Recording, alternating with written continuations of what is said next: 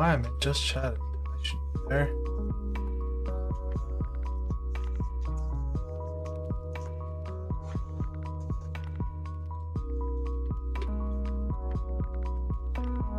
Why is my camera being so fucking stupid?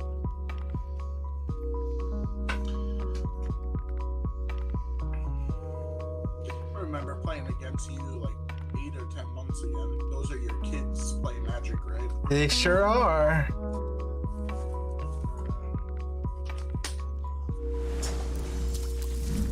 I've been streaming this whole time. I'm so stupid sometimes. Anyway.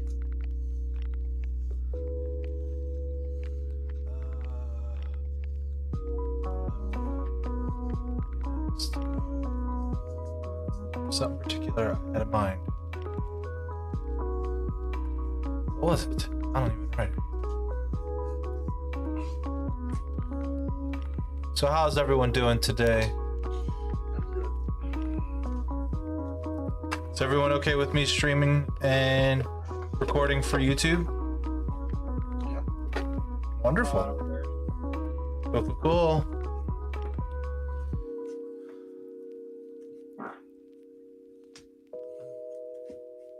Oh, I have another camera on behind me.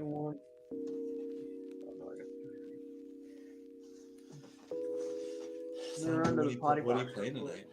My first deck is going to be my Commander tribal. Oh, that's what I wanted to do. And that's 5 color, right? It's 4. It's 4. But yeah, Tim, it took me at least 4 hours to edit that video. It looked great. Oh, I thought it did too. It's just it was quite a bit of work. I imagine.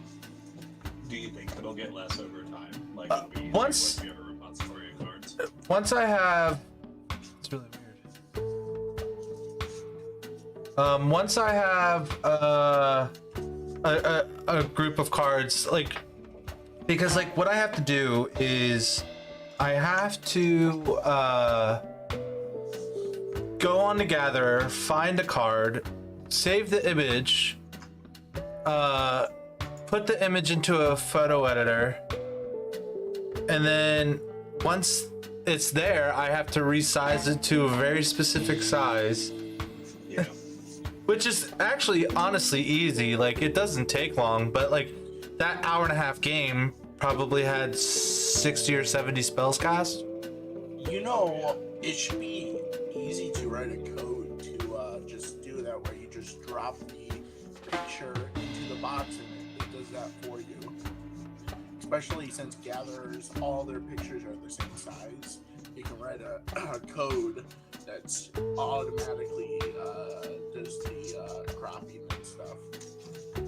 Oh, there's not really much cropping. I don't have to crop anything. So since I keep it at the same aspect ratio as a card, all I have to do is just change the width pixels to the number that I want, and then it automatically. But I'm saying though, it should do that on. You can write a code.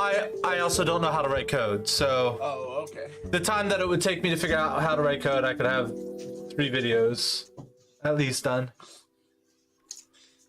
Think about all the time you save after, though. Well, so once I have a database of cards, all I have to do I'm is... just messing with Yeah. you. I get it. Yeah, once I have a database, I should be okay. But now that I'm just starting from scratch, it, I think it's an excellent upgrade, though. It makes the viewing experience watching the YouTube video, like, so you think about it this way: if I'm watching the video and I'm not listening to it, which I do sometimes, Right. like you can, like, you're watching, you know, people are calling out their plays, but if you're not listening or you've got it on in the background, you can't really follow just by listening in that way.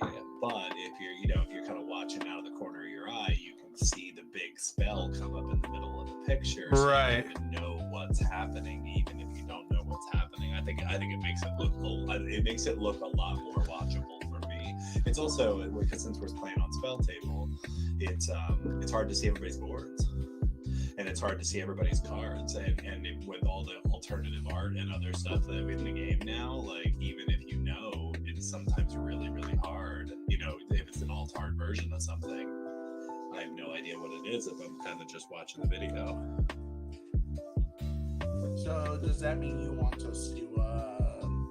Please announce the cards. Yeah, because No. I meant introduction. No, the game just start when I start recording. I start on turn one, like just it's turn one and then we go. Okay, I wasn't sure if you wanted an introduction and what the deck's supposed to. So I do want that only so we're kind of in the same power level where one person's not just. Oh no, I'm saying that, you know how Game Nights does their stuff where they're like, Yeah. this is what I want my deck to do. I was seeing if you wanted a little bit more of a. I would like eventually to get to do that. But my videos are already, since like I don't edit anything out. Like I don't edit any of like the people thinking or anything like that out. So my videos, like as I said, my last one was an hour and a half long. I tell you what, I watched it in 1.5 time, like playback one, Right. 1.5 speed, and it was awesome. It was so. That's how I edit it too. It was so cool sped up. Like it really made it a lot more. Like it made it feel a lot more fast paced because people aren't taking time to make choices. Right, and then the voices sound funny too. There's a lesser known Commander show. I don't know how much content any of y'all watch. I watch a lot of Magic content. So there's a YouTuber who goes by CGB.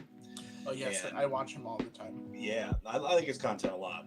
And he's I'll have got to check a him out. show that he does with his friends called The Worst Possible Commander Show. And they do that kind of Rule Zero thing at the beginning, and that's why they call it The Worst Possible Commander Show, because the idea is what's the worst possible thing your deck can do. So it's their way of doing the Rule Zero thing, and I think like something like that would be pretty accessible for this format for doing it on Spell Tape. You can just ask everybody. Yeah, that's kind of what I was going for. Also, Right, another yeah. great one is I Hate Your Deck. That's another good. Okay. Yeah, they do that, but ever since that one guy is not in it anymore, the actor, I forget his name, but there was an actor, a black gentleman. Once he stopped doing it, I stopped watching because I just felt like the one guy was like always like zoned out and like didn't seem sober enough to be doing it. Oh. Yeah, that's a little distracting. Seriously, I don't know why there's. Oh, hold on. Sorry, I'm having technical difficulties here.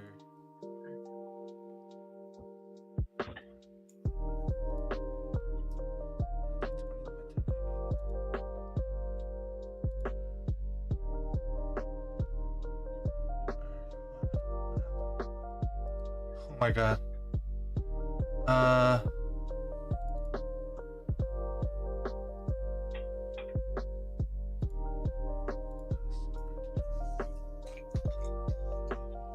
I don't know why there's bars. There's black. I don't know why there's Black bars at the bottom. and the Oh, top. and at the top. Yeah, It's your aspect ratio. yeah, but like it says it's 1920 by 1080p. At least I'm not super laggy today. Most dangerous gamer. All right. I think this is just gonna have to do for now. I don't feel like keeping you guys waiting any longer. So we'll start with my deck here, and my deck is a commander tribal. What that means is all but like 10 cards involve my commander in some way. So like I'm running a lot of backgrounds, and it turned into an accidental like Voltron token deck, and it's a lot of fun. So there's not too much removal in this deck because, you know, there's only a few cards that say, hey, commander, do this, you know what I mean? So but this deck's fun. I think it's a solid 7. And it does silly things. And basically my 2 commanders will be thieving giants that are a part of some crazy occult thing because of their backgrounds. They probably have noble heritage too. Oh, they do. Oh my god, that's like one of my favorite ones to get. Yeah. And this is a very keepable hand.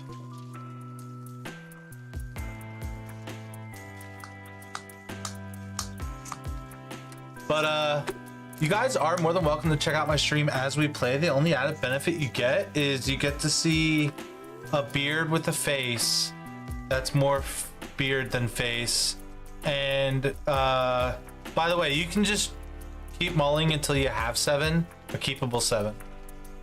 I don't do this like mull down to 5s because that's what the rules say. I would rather you guys have fun. It's better for content. God, there's like so much excess, man. I gotta, dude, this is so. It's so funny watching Jimmy be land starved.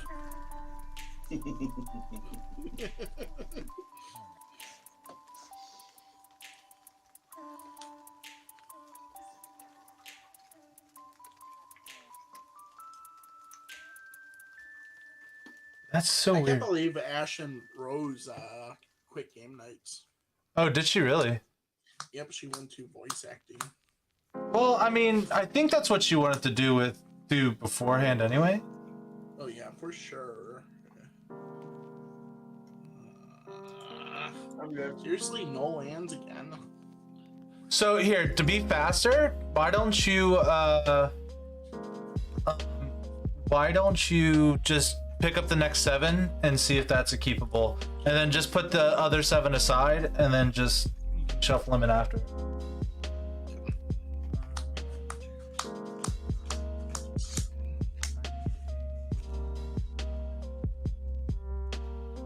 Are you kidding me? Nice.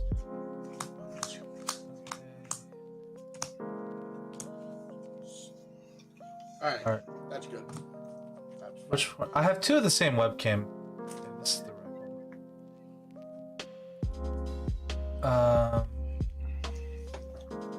It was great. Yeah, I'm gonna play with the screen that small, folks.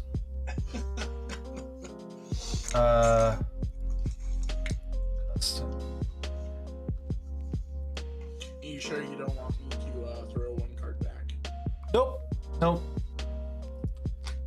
See, now the black bars are gone. But now I have to do all my color correction shit again.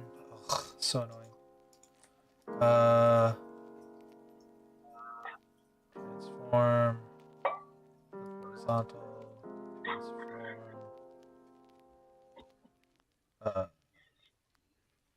Vertically. Let's see. We're gonna do this. We are experiencing technical difficulties. I know, so I'm so sorry, folks.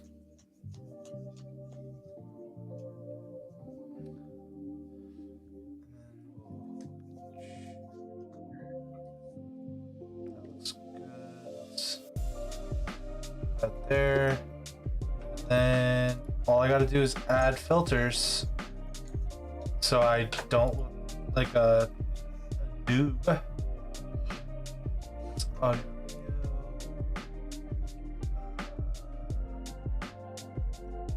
obviously correction.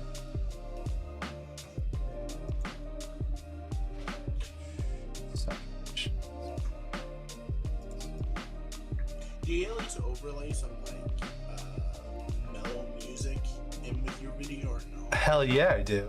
If you were to be in my stream right now, you could hear it. I think that's good enough. We'll write things up. Yes. Except you can't really. Well, yeah. Yeah. Excuse me. Oh, hot pretzels. That sounds awesome, by the way. I love hot pretzels. Yeah. It's a little too. Yeah, hot pretzels. And eggnog. Ew. Is it as festive as these Christmas tree nails and these ornaments in my beard? I mean, I think eggnog has a more traditional value to it than Beard ornaments? modern nail polish and beard lights. I think my beard ornaments are great. I agree. I think they are also All right. Festive AF. All right. I have a keepable. Everyone has keepable hands. Yep. Let's get this party started. Alright. Have to keep a draw. Oh, shit. Alright. Most dangerous gamer. Forest. Eldarmer's Vineyard. Caster. Is that the one that gives us mana? Yep. 2 green during your first main phase. Oh wow, you're amazing. Okay, cool. So, well, I can get behind that. So we will play a mountain here, and we're gonna cast Kadama's Reach with that 2 green as well. Dog, you are standing on all my wires. You're pulling my headphones off my ears. You shouldn't go under my desk. How's that? Does that sound good? Thank you. Hold on, I think I missed something. How do you play Kadama's Reach? So Eldamri's Vineyard gives each player 2 green on their first main phase. So I'm using the green and then the red. He says, let's just go to turn 3. So that's what I'm doing. I need a Swamp Hay and a Lawns.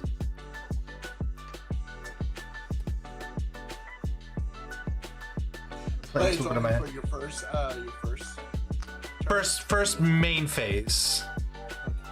So you don't get 2 in your second main phase. That would be busted. Anyway, not just first round. yeah, It's each turn though. yeah, it's each turn. Yeah. Alright, so I will draw. And since you're in Grixis, you basically have 2 colors. Alright, I'm gonna play Talisman of Creativity. Look at that. You're playing a spell before you even play a land. That's called talent, my friend. I'm gonna daze that. No, I'm just kidding. There's no blue in this deck. It's called Sounds good to me. and go get Xander's Lounge and pass turn. All right, Tim, you got to keep up with the ramp on your turn.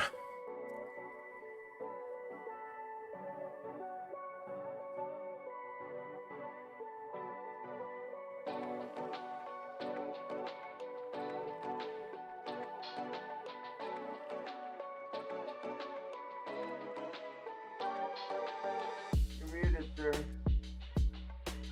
Oh, yeah, you're muted, Tim. So we got to. Sorry, I didn't want you to hear my crunching. Yeah, so I used one of the green to play Soul Ring. I tapped the Soul Ring for 2 more, 3 total to play Oketra's Monument. My land came into play tapped. Spicy. That's it. They are spicy. Tap. Draw.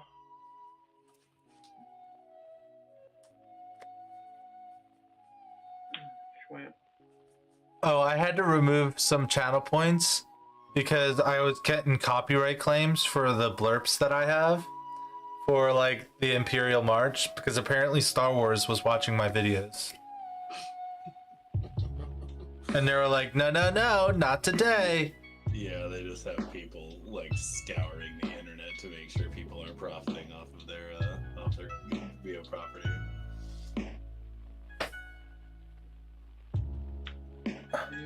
I will cultivate to speed the process up. Swamp, Soul Ring, and a temporal aperture. I feel so behind already. God, you guys are making this editing really difficult. So we got another soul ring, a temporal aperture. What's that? So, that's my land. So I can pay 5, tap it, shuffle my library, then reveal the top card. Till the end of turn, as long as that card remains on top of my library, I can play the card as though it were in my hand without paying its mana cost. Interesting. It's kind of what's his name does, the Urza. Yeah. Something like that. Anyway, does that make it's my turn? Yep. All right, we're gonna draw a card. We're gonna play a plains. We're gonna do black, white, and one of the greens for Timna the Weaver. And then we'll use the other green and a red to cast a Loyal Apprentice. Beginning of combat on your turn, you can create a 1/1 colorless stop the artifact creature token with flying. That creature token gains haste till end of turn. Okay, so we're gonna go ahead and make this Vaporeon a 1/1 Thopter with flying. And Froggy, I'm gonna attack you for 1 in the air. And then I'm gonna also lose a life, draw a card because of Timna. Sure. That's it for me. Untap, draw.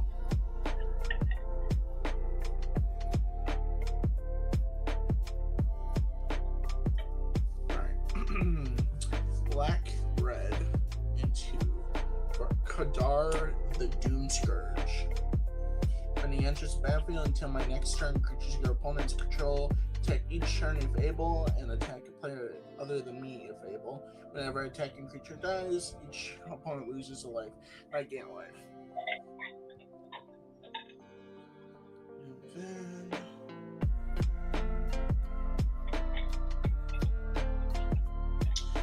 I guess I'll play a command tower.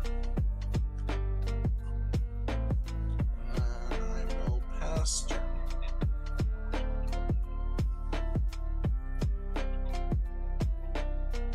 I will unmute. Good golly, Miss Molly. Ah, dang. Okay. That's problematic.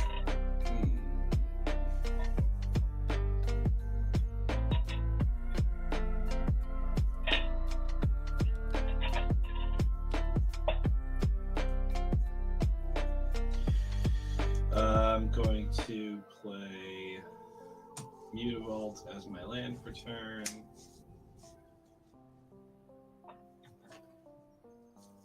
Boy, I feel very bad about what I am doing this turn because I don't have 2 colored mana.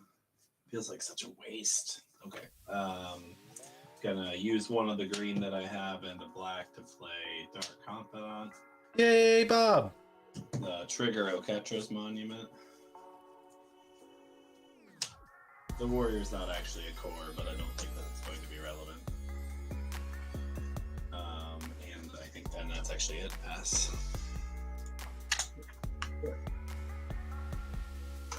No raw.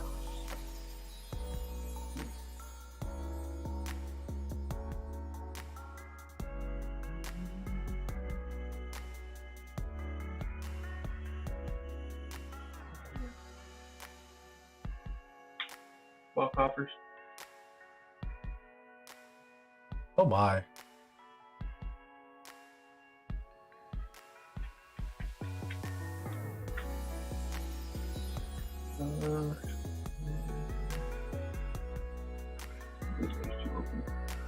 We'll put 5 in the aperture.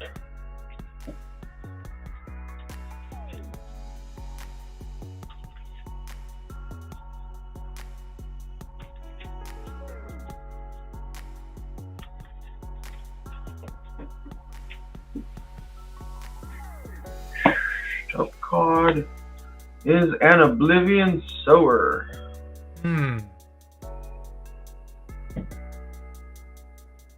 I shall like to cast him. All right, so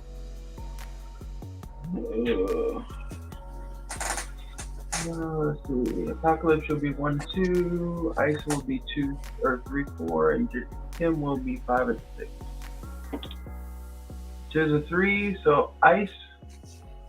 You will exile the top 4 cards of your library if any of those are. You got one land. but you did get a foil Panharmonicon. I think that's punishable by death in most states. What kind of land did I get, sir? It was a swamp. basic swamp. Swamp. Yeah. The other things you got was a Mind Stone and Herald of Skanash.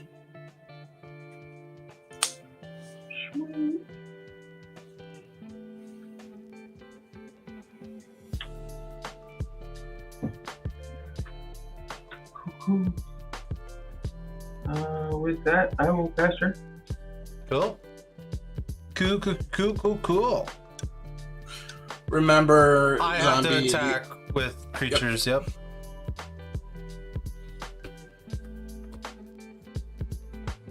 We'll play a forest.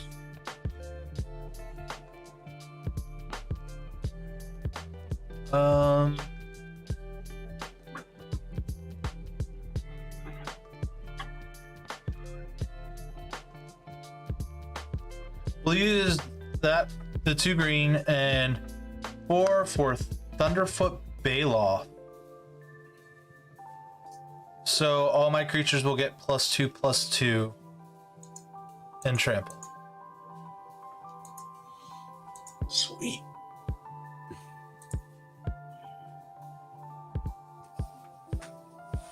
It's a shame it doesn't stack for each commander I control.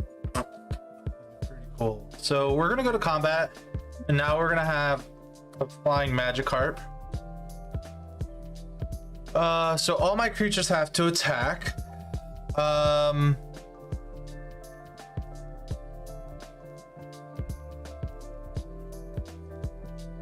Tim, my 2 ground creatures will come at you. I have a 4/3 and a 4/4 lifelink, and then my 2 3/3s will go to Froggy.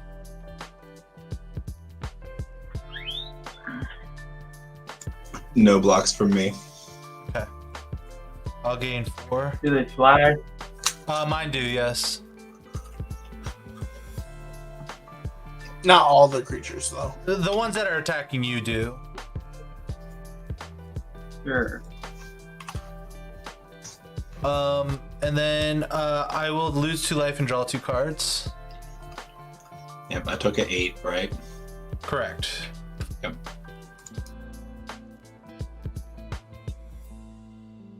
And that will be it for me.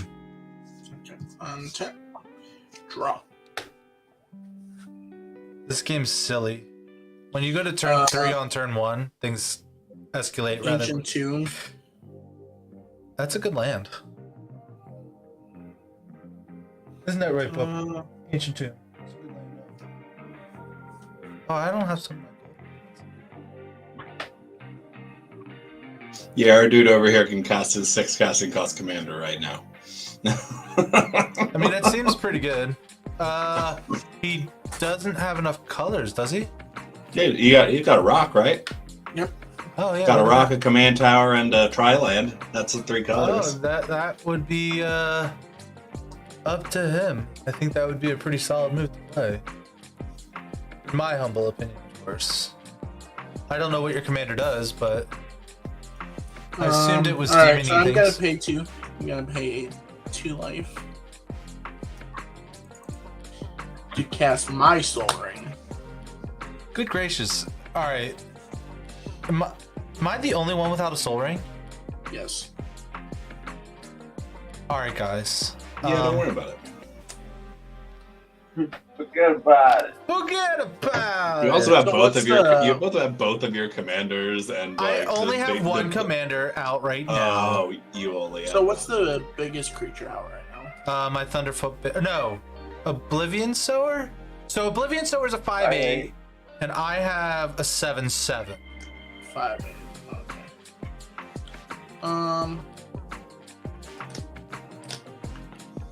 Yeah, but the Thunderfoot Bailout's making the rest of his board bigger. It's the most. It is true. It's one of the best targets. His commander's also a legit target, but he can get that back pretty easy. So. Okay, I am going to combat. Yes, I'm sir. gonna swing 4 at Tim. I think I'm just it's just a 4/3. Yeah, Yep. I'm gonna throw my 1/1 warrior in front of it. Main phase 2. So I'm you gonna didn't use that Toxic banner. Deluge. I'm gonna Toxic Deluge for 8. Interesting. I approve that message. Yeah, no response from me.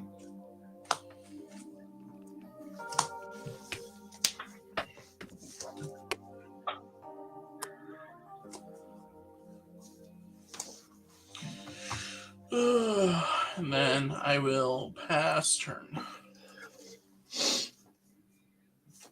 Okay, untapping, drawing for turn, crying out loud. I'm going to play my land for turn as a Starlit Sanctum. I'm going to use the Isolated Chapel for a black, the 2 green from the Eladamri's Vineyard, and then the Soul Ring for 1 more. That's a total of 3 and a black. I have 1 colorless floating. I'm going to cast Grim Hireling. I'm going to use that last floating mana to activate Mutavault. I'm sorry, a Ketra Monument triggered when I cast Hireling. I'm going to activate Mutavault, and then I'm going to attack Zombie with the highest life total for 2. You got it. On damage, Grim Hireling triggers, and I'm going to get 2 treasures.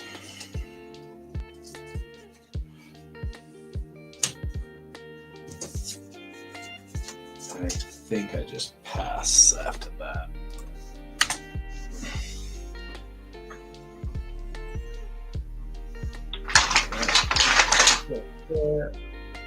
Draw. I guess I'd be nice. Or bored. That's not being nice here. People It's- have coffers. Nice to meet. My it is man not needed nice some to meet. swamps over there. Yeah, I have it's one colored source. This so far this game, not a great way to start. But yes, I'd rather not have it if it meant him not having that combo. I use the 2 from the Vineyard to activate the coffers for 6. We'll throw 5 into the aperture and we'll place it in the dial.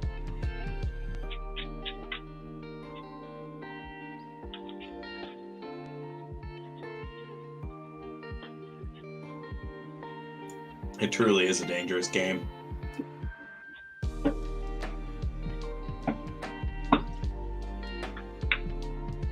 Lifetime pass holder. I will cast it. So the lifetime pass holder is a 2/1 ETB tapped. When he dies, I can open an attraction. When I roll to visit one of my attractions, if I roll a 6, I can put him back onto the battlefield from the graveyard.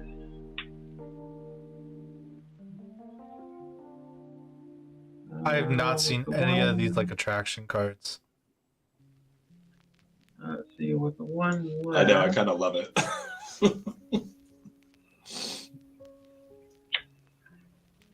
1 black, 1 green, 2. We will cast the Mander. So on ETB, I will open an attraction. I gotta make some room for this shit.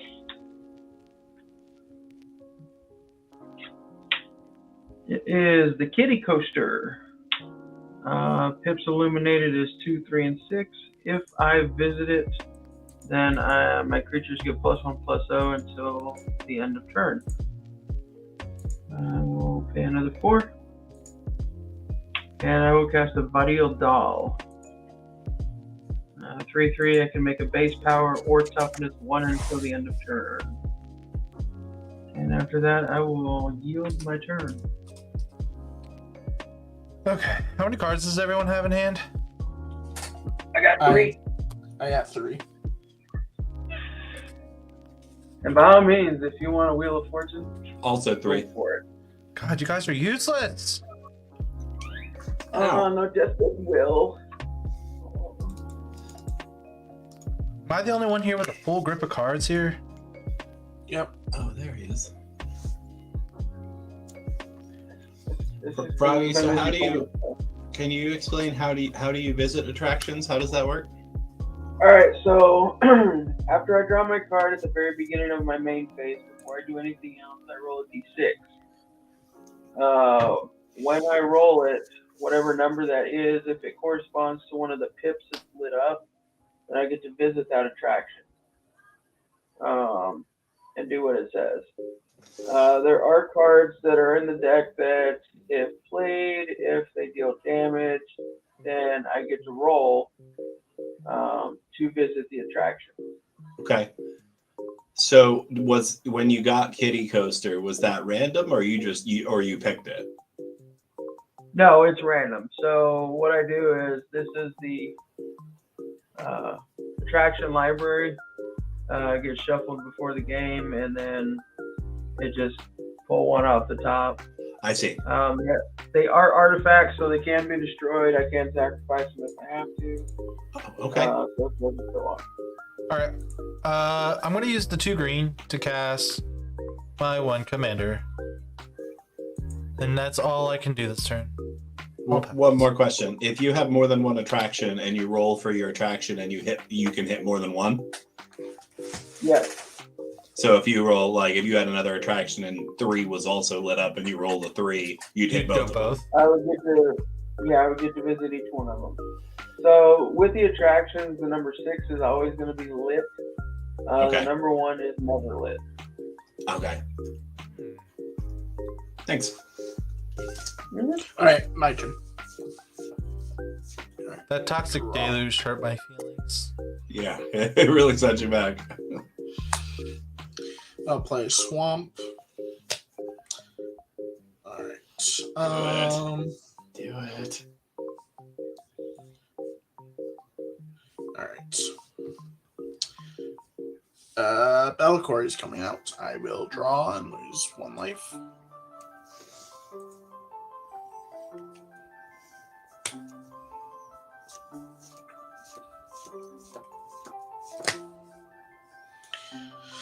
All right. And then I will pass turn.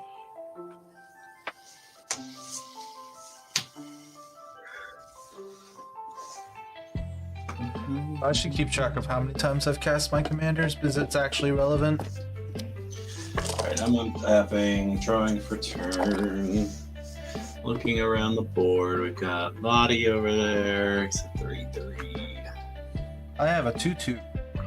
Your guy's a 2/2. Bellicor is only a 6/5, no big deal. No problem at all. Yeah, my land for turn is going to be a swamp, which is also a swamp because of Urborg. Nice. It's a swampy swamp. It's a swamp squared. Okay, so So let's say if I were to play an Urborg, would it be a swamp cubed? To the 3rd power. It'd be, whoa. be a super swamp.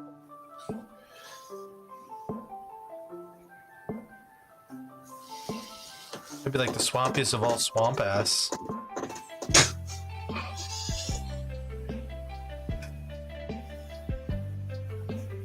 Oh, I had to discard the hand size. I am so sorry, folks. We are going to discard. We'll just upgrade it to the Follow the Strand. All right, I am going to. I know what order to do this. I'll get rid of Angelic Field Marshal. I discarded that to hand size. I'm sorry. I'm going to sacrifice both of my treasures to cast my commander, which costs 1 less because of Oketra's Monument, so I still have that 2 green to play with here. And then I'm going to... Don't you get a core token too? Yeah, I'm getting there. Give me a second, jeez. Gosh, if you take any longer, you'd be going backwards.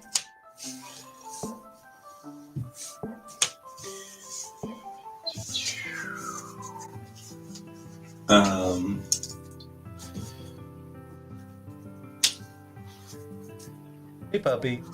Get your tail. Get it.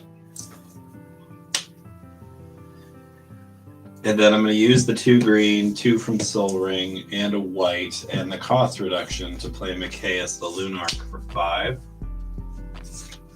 Well, well, well. Also triggers a Catcher's Monument.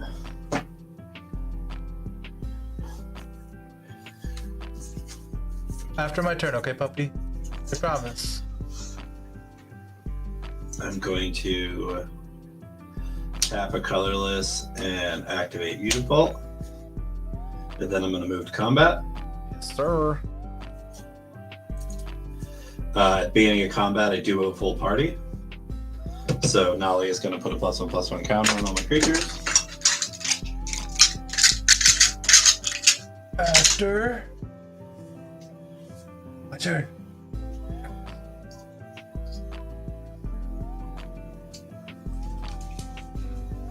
I think that Toxic Deluge was Bit early.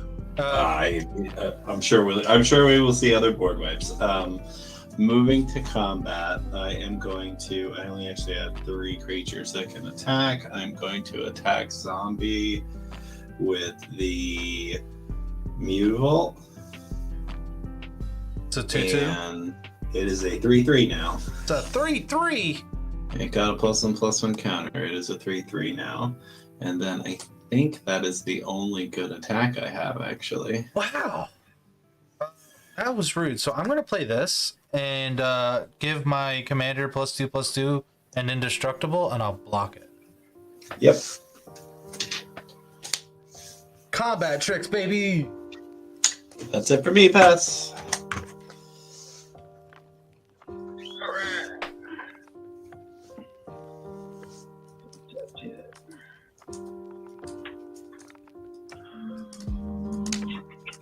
Ooh, that's spicy. Drop a turn. I will roll my d6 in the thingy popper. Tis a 3, so I visit. My creatures get +1/+0 until the end of turn.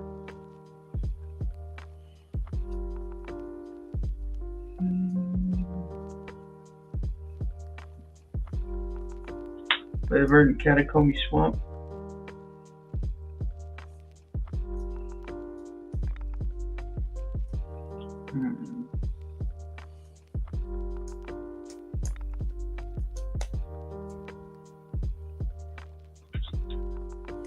Tap for 7. I'll use 5 into the aperture.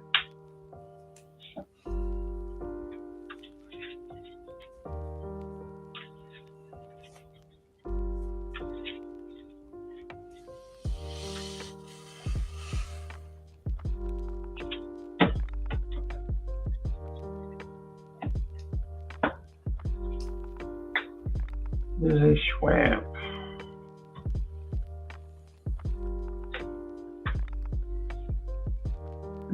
Not what I was wanting.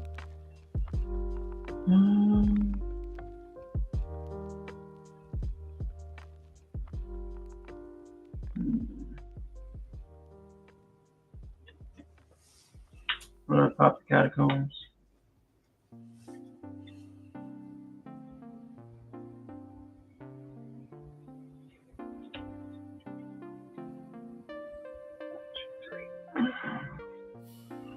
I'll shuffle that in a second.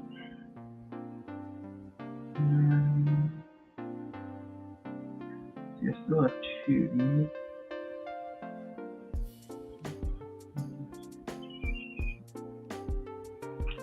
Yeah, I'll do that. So I'm actually going to have to shuffle.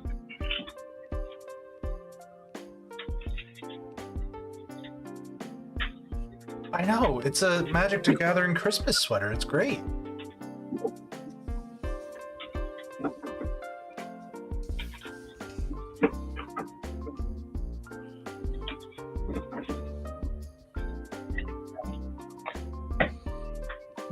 Seven.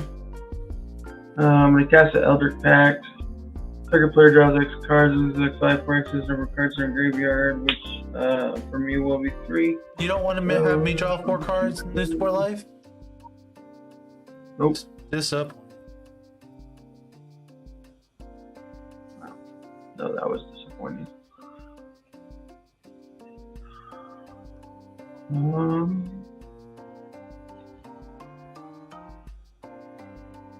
Oh, jeez.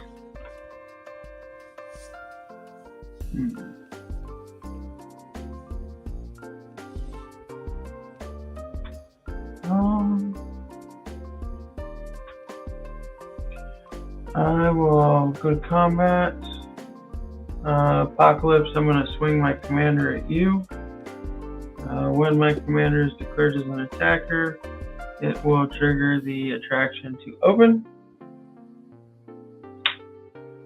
which is the Spiny Ride, and it will get a +1/+1 counter, making it a 4/4. Okay, I'll block with my 4/4 indestructible.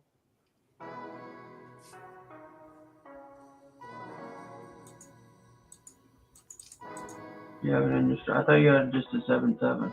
No, that died at the Toxic Deluge. So no, this is a 4/4 because this is giving it +2/+2 and indestructible.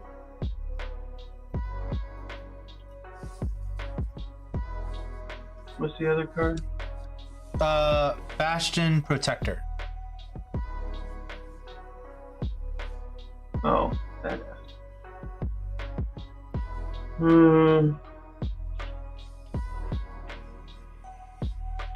I'll make it base power 1 so it doesn't kill my commander. Okay. So it would still be a 3, right? Just for future prosperities, right? Because It's still not going to kill my commander. I know. I'm just for future prosperities if something like that were to happen. Anything else? No. Okay. Tap up. What was the name? What was the name of the second attraction? Spiny Ride. If I visit it, I can tap target. I want to look it up. Spiny, SPINY. 2 ends. Spinny. Yeah, spiny to me. People like it. Okay. How many cards do you have in your hand, Froggy? I know you drew some cards.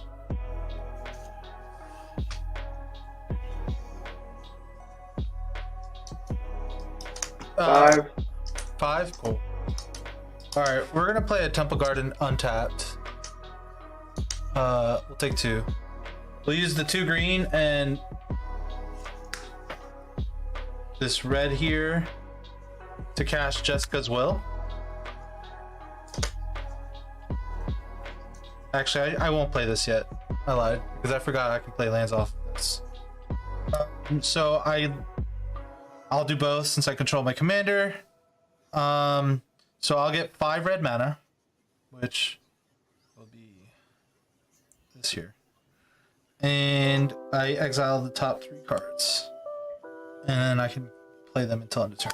So 1, that's Will, Study Hall, and ooh, that card's fun. This is the greatest mana value you own. Yeah, okay, so we're gonna play this land here.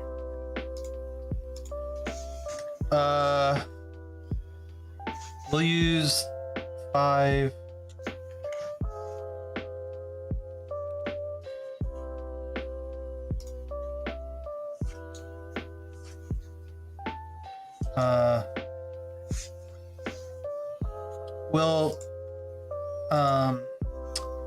We'll use one of the red to change it to green here. So 2. And then we'll go like this and have no more red. And we're gonna reveal, we're gonna cast Majestic Genesis. This will just stay exiled since I won't cast it. I'm going to reveal the top X cards of your library, where X is the greatest mana value of commanders you own on the battlefield or in the command zone, so 4. You may put any number of permanent cards from among them onto the battlefield. the rest on the bottom of your library. So Wait a second. How do you only have 2 commanders? what's that have to? But it's based off its mana value. So its mana value is 4. Oh, okay. I'm sorry.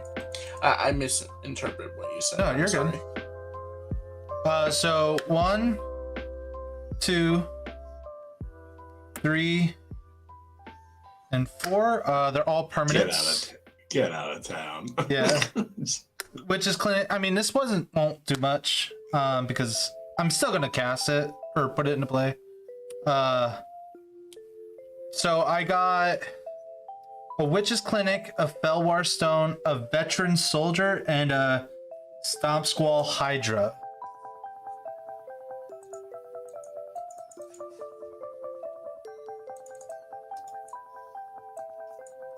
Then What does that Hydra do? when it enters the battlefield, distribute X+1/+1 counters among it and any number of commanders. So X is 0. Okay. It's just a 1/1 that I got for free. Okay. And then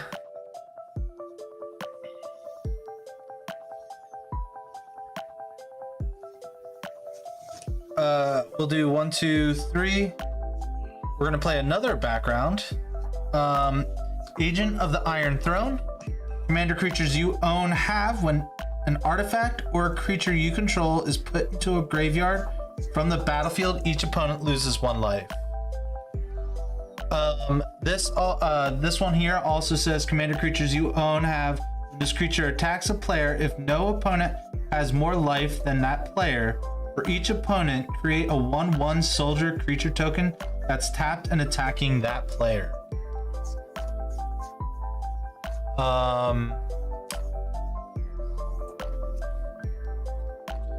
But attacking Tim does nothing except make me 2 soldiers. I don't really have any good attackers. That stinks, man. I just want to put my creatures sideways.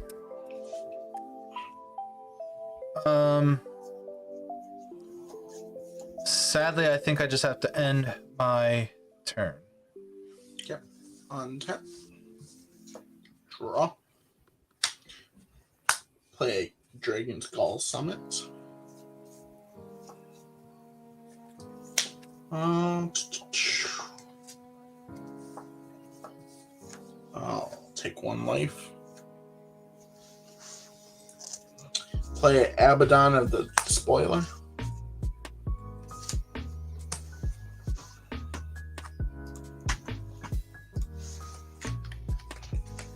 Alright, I'm going to combat.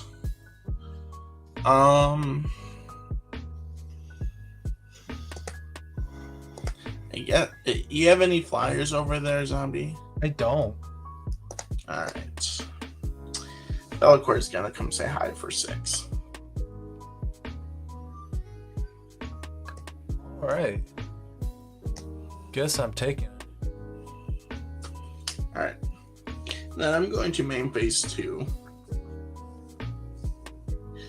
Gotta lose another 2 life for my Ancient's Tomb. I'm gonna cast Archfiend of Depravity, trigger Abaddon. I'm gonna Cascade into a Volrath Bloodseer. And let's see. What is over there? I am going to say the thing that's giving your commanders indestructible is gonna die by this. Oh, I don't know. Everyone woke up and chose violence, man. You have indestructible, and then Archfiend of Depravity is coming in, blowing up Nalia. Everyone's going to lose a life, by the way. So Varagoth isn't big enough to. Oh, it does. Oh, he has Death Touch. Ah, Yep. Okay. Yep. Yep. Okay. Yep. No, he's dead. Everyone's going to lose a life since my Bastion Protector died. I'll go to 31. Okay. And then I will pass turn.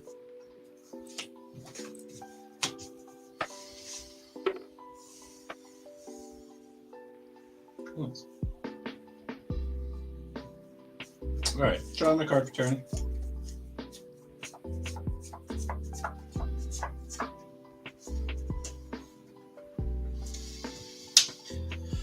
I'm going to use the 2 black and the 2 from the Aladamri's Vineyard to play Ambrose, Dean of Shadow.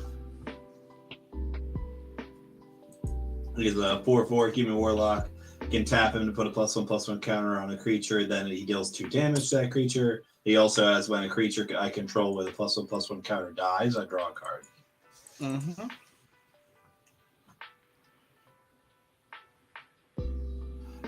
Froggy, what do you have a creature untapped over there? You have the 1, yeah? What is that? Lifetime pass holder. It's 2/1. 2/1, okay. And then you've got Vargoth and Abaddon and the Archfiend.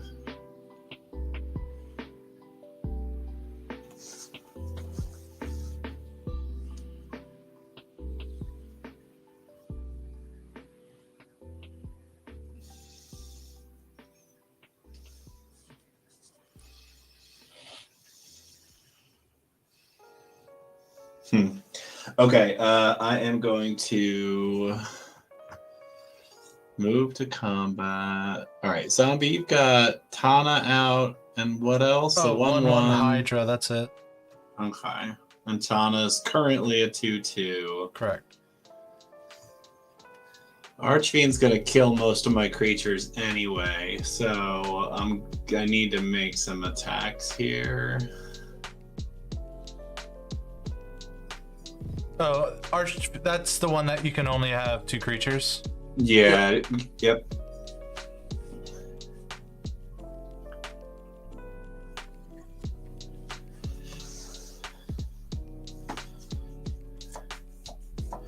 Okay, so I am going to move to combat, and I'm going to attack Froggy with 2 of the core warriors, and I'm going to attack Zombie with 1 of them.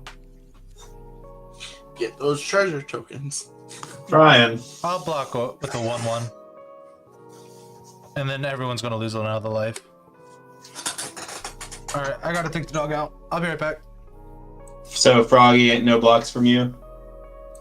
Would you attack? So you'll take 4 if you do not block.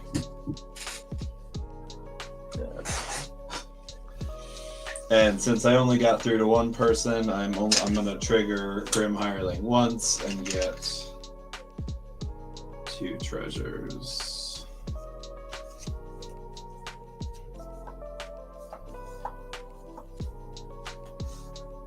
And then I am going to. I almost want to let my stuff die. Is that weird? I wish I could keep 3.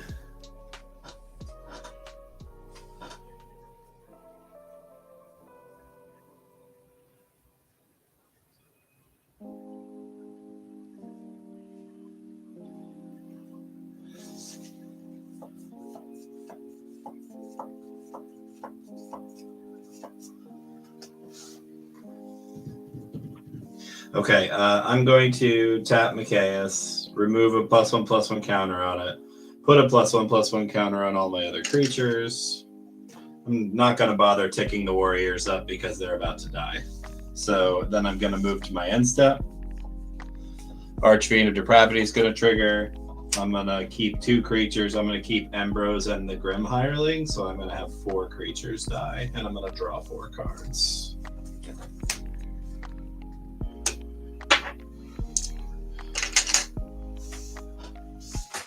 One, 2, 3, and 4. Fascinating. Okay, pass turn.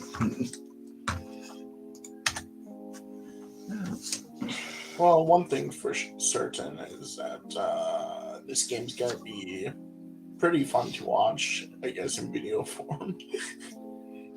There's a fairly diverse, like, you know, I've never seen the most. I actually have never played against either of your commanders before, so I think that's very cool. So I rolled a 3, so I get to visit both, so my creatures get +1/+0 until the end of turn. And I get to tap a creature an opponent controls.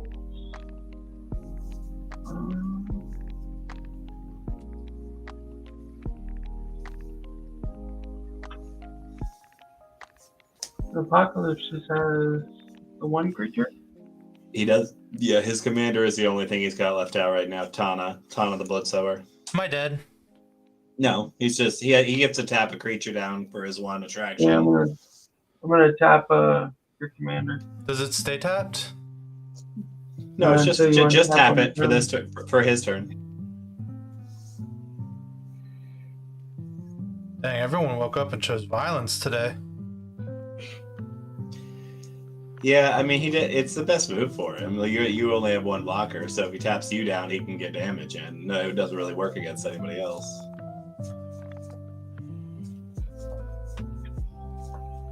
7 into the aperture. I love that. The like spinning thing. That's terrific. That's good commander right there. Except when Urza does it. Why is it not okay when Urza does it? There's a random quality to it. Yeah, but usually Urza players can do it like 20 times a turn. Make me not want to put an Urza in the deck that I want to put Urza in. Yeah, Urza's just really powerful. I'm gonna. Scion of Draco. Okay. So what does Scion of Draco do to? So he's a 4/4. Each creature I control has vigilance if it's white, hexproof if it's blue, lifelink if it's black. First strike if it's red, and trample if it's green. So your creatures are gonna have lifelink and trample. Yep, something like that.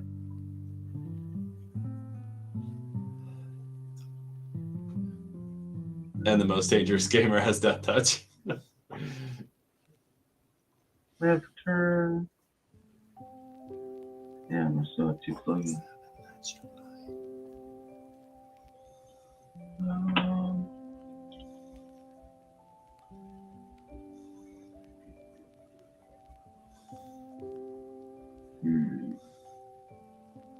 What all creatures does everybody have? Just my commander. I have a Death Touch demon, a 5/4 demon, and a 5/5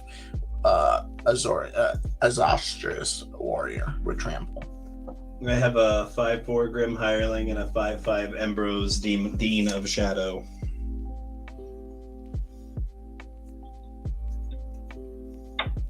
I'm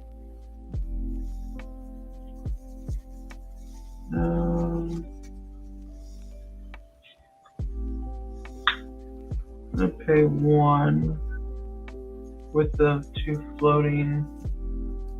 I'm going to.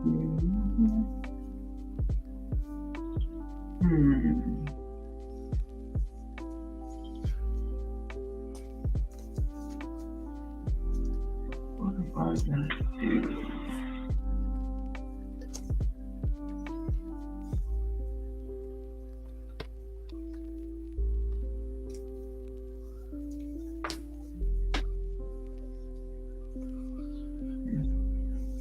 I'm going to saw in half Ambrose. Oh.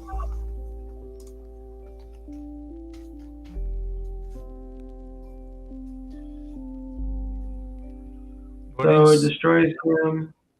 If the creature dies this way, its controller creates 2 tokens that are copies of that creature. Right, but it's a legend, so I get it.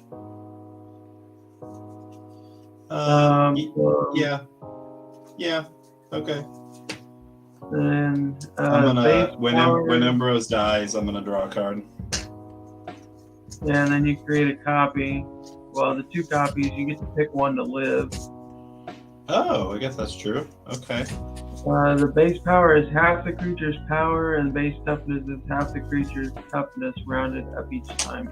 Yeah, cool. So it's a 2/2 Demon Rose. Saw and a half's interesting. Yeah. I ran in Bellicor to cut Bellicor in half. But yeah, I didn't get enough value, even though that I drew a whole bunch of cards from him. So we go to combat. And then when you get that legendary, you're gonna draw 2 more cards, right, Tim? No. Because Dean triggers when a creature with a counter dies. Oh, with a counter. I'm gonna go to combat. I'm gonna swing an Apocalypse for. It's gonna end up being 5. And I get to open another attraction, which is the Cloud Extruder.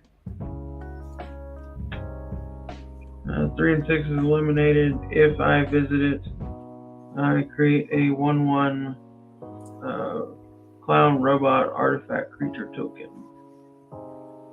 How many creatures you have over there, Froggy? I've got 4. And I actually have to correct the damage will be +1, so it'll actually be 6 from the gamer.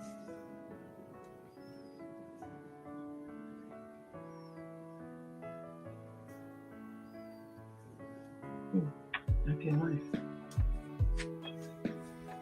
Yay.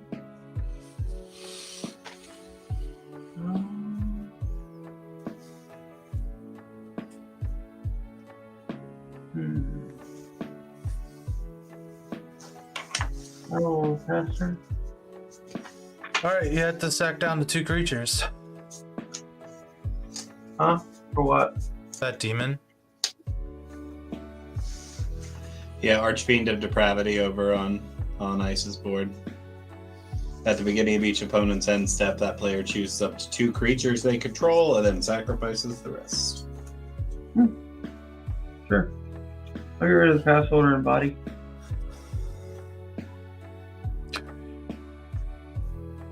We're gonna draw. He's a very underrated demon.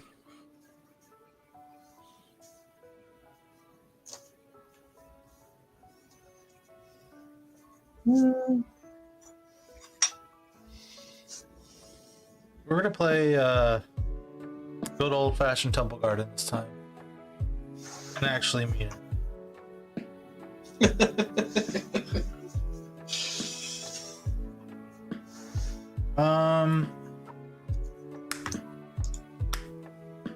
We will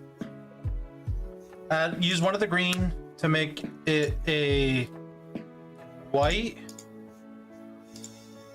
and here is a black one.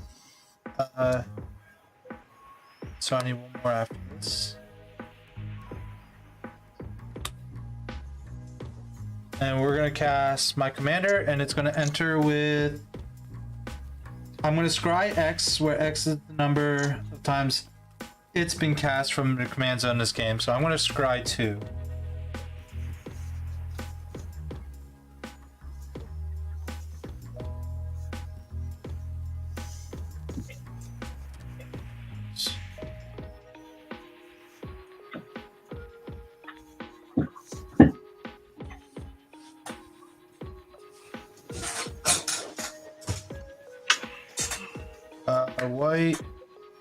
White, doesn't matter, We're gonna cast Commander's Insignia. So all my creatures are gonna get +3/+3. Okay.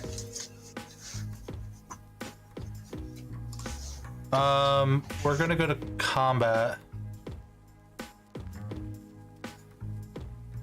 And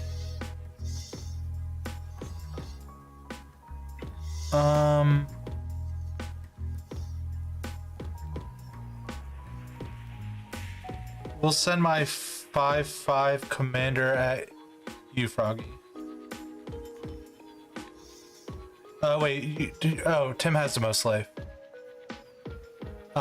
We'll send it at Tim. Mm-hmm. Which I have a trigger now. I'm gonna get. I'm gonna get 2 1/1 soldiers. Wait, is it one? Oh no. I'm gonna get 2. I was thinking I was gonna get 2 for each, but it's when this creature attacks. All right, so and they're tapped and attacking that player. So Ice is death. You're gonna have 1, and Froggy, you're gonna have 2 4/4s coming your way. Alright, I'll block with Abaddon. Yeah, that's fine. How big is Tana? Tana is a 5/5. Okay. Yeah, I will put the 5/4 in front of it. Okay, so I'll get a Saproling here, and then yeah. So 4. yeah, these are 4/4s. And then each opponent's gonna lose 2 life since one of my creatures died. Okay. Now back to 20 I go. I'm gonna draw a card when Grim Hireling dies.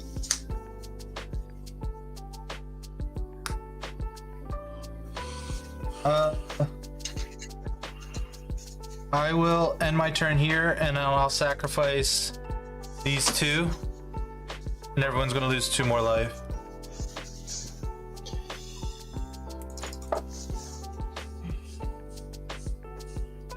Alright, I will draw. Alright.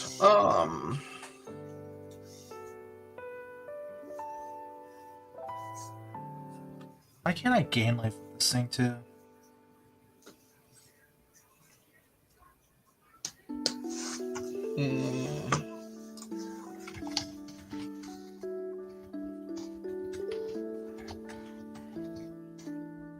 What's up, Alan? People woke up and chose violence today. Alright, using the 2 green and 2 of my black to bring out the next part of my army. Children of the Apocalypse. That's nice. That's a card that does things, and I'm not necessarily happy to see it. And then I am going to combat, and I'm gonna swing 6 at you, zombie. Gosh, what have I done to you? Everyone is attacking me. You had I have 2 creatures and 3 enchantments. That's it. you had the highest life total. Not anymore. Not anymore. Main base 2.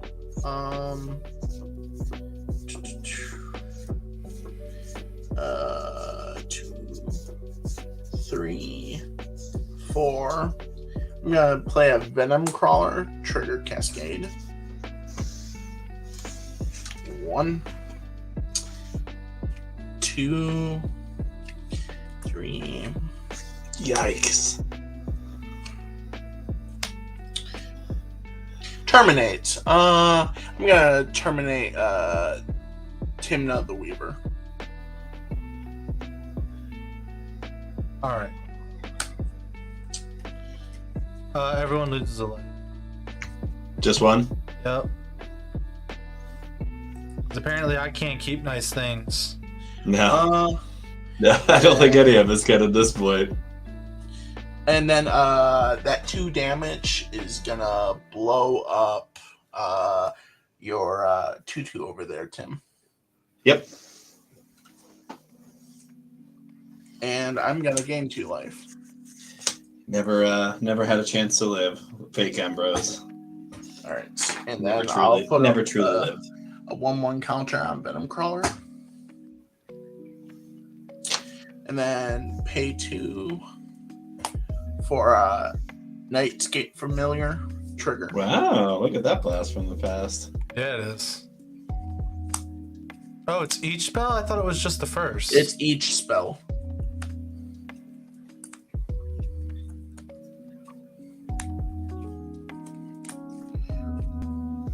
Basilisk Collar.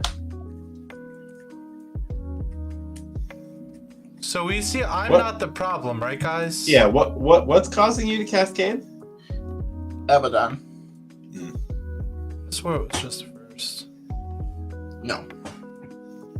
It says during your turn, spells Oh. you cast from your hands cost X value of X or less have cascade, where X is the total amount of life your opponents have lost this turn. Yep. That's disgusting. Yeah, very good.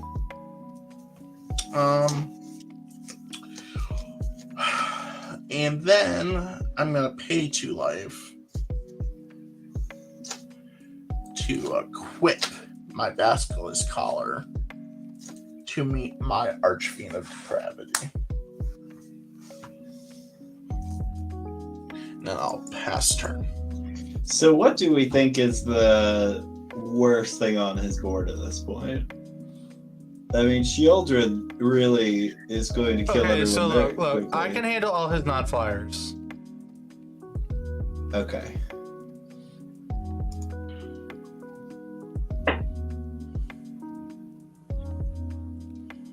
All his non-flyers, you say? Non-flyers.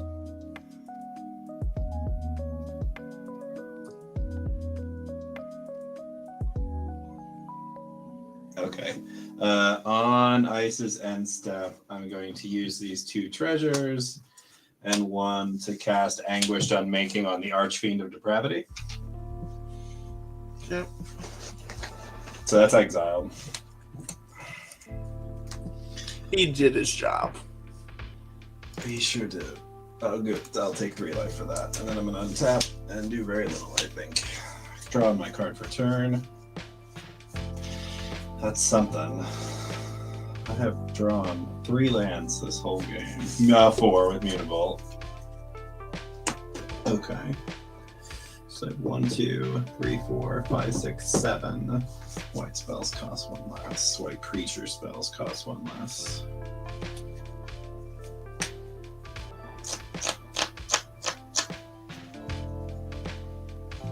Man, this colored mana choke is just killing me. Yeah. I'm gonna use the 2 green from the green enchantment. Nalia costs 1 less because of Oketra's Monument, so she costs a total of 4 black, white, and the 2 green. Cast is gonna trigger me to gain a core warrior. I'm going to tap Soul Ring to play Skull Clamp and then equip Skull Clamp to the warrior. 1, 2. Then I'm gonna play Godless Shrine untapped.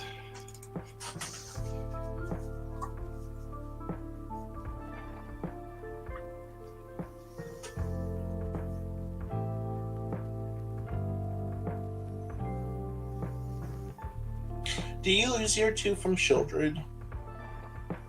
Oh shit. I have lost a lot from Children. Because I drew 2 extra cards. Yeah, 2, so you 3, lost 4, 6. 5, 6. Yeah. I knew I should have killed Children. Well, I'm gonna stop drawing cards then, aren't I? Might be a good idea. So I will tap a white and a colorless. Oketra makes this spell cost 1 less, and I'm gonna play Mage's Attendant. That's gonna trigger and make a core warrior, and it is going to make a wizard. I really like this, the Majestic Genesis. That card's really cool. That's it for me, pass.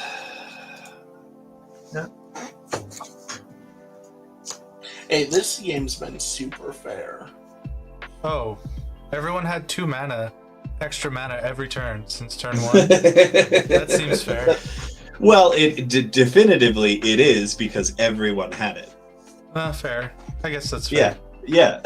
That's just it. If there's symmetrical effects that, like, you know, everybody benefits If from. anything, Frankly, Froggies probably had it less, so... Yeah, I probably wouldn't be in this game if it weren't for that. Oh, it's true. Very true. Because I have just been really Aperture. Get it, Masker Girl. Blasphemous act. Right now. Right meow. You gotta at least pull a card from his colors. Oh, right. Damn it. Pernicious Deed.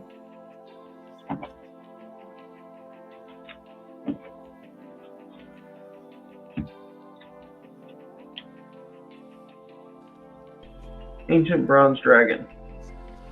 Oh, that's a flyer. Also good. That's a flyer.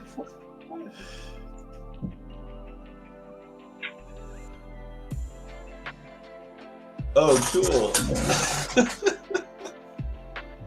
So I've got 3 left.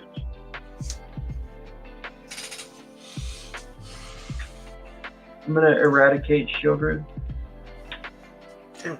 I can deal with children. Destroyed or exile? Exile. I would rather you get rid of a flyer. I can deal with non-flyers. Like, I'm dealing with all non-flyers. But okay.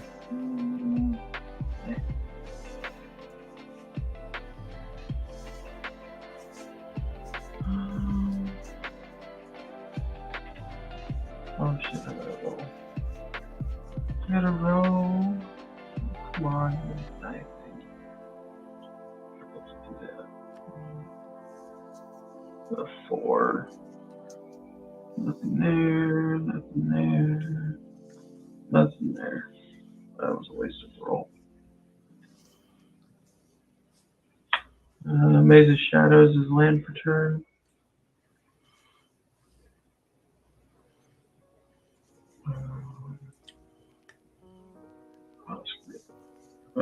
Good combat.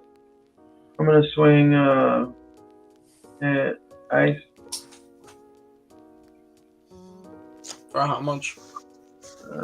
See, declaration. I get to open another attraction, which is pick a Beeble. It is going to be 6. It is Death Touch, Lifelink, and Trample. Okay.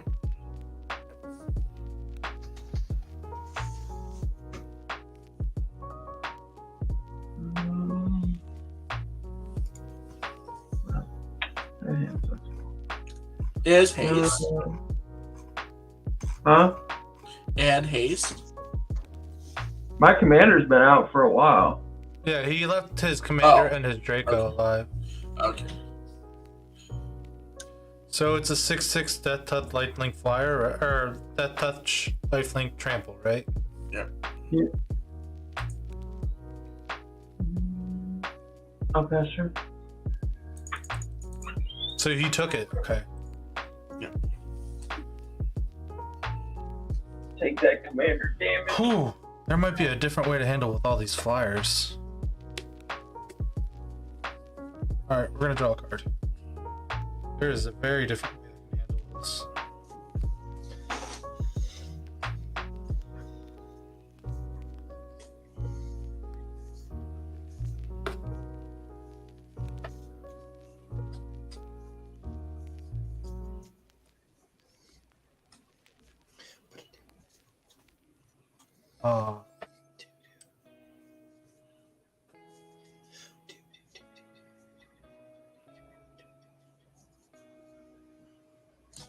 How many flyers do you have? Who are you asking? Ice. I have 1. My commander.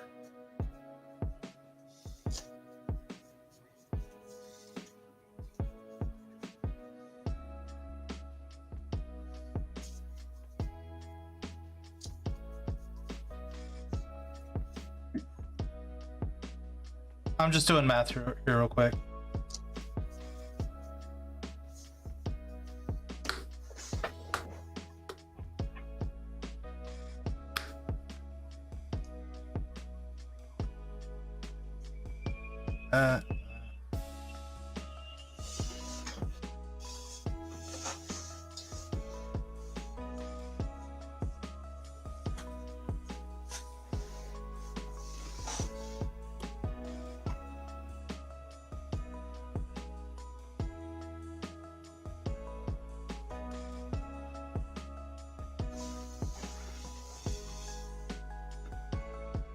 Let's go that route instead.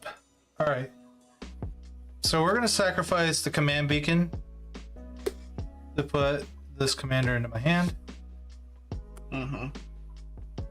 We'll use the 2 green floating for to cast Tana. Mm-hmm.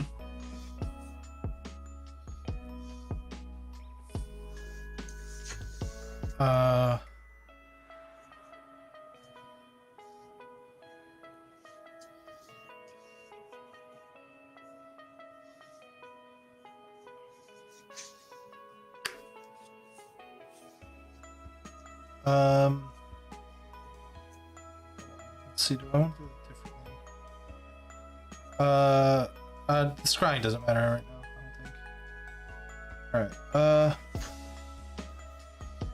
okay, so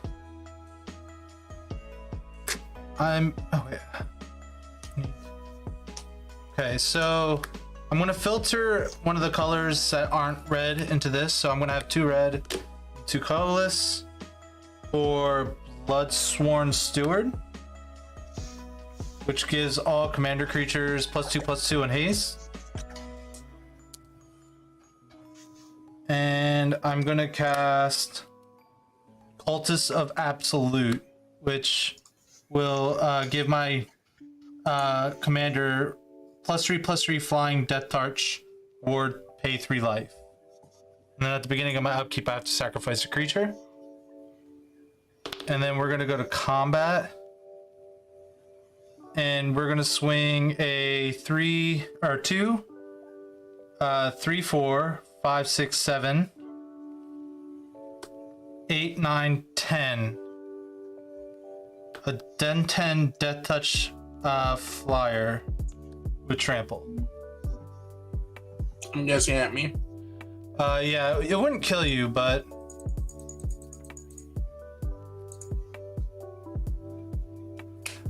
and then I'm gonna get 10 saplings.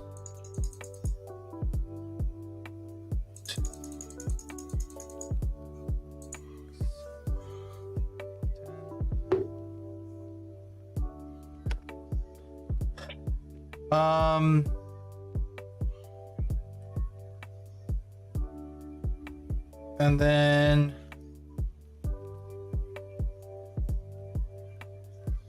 I will end my turn.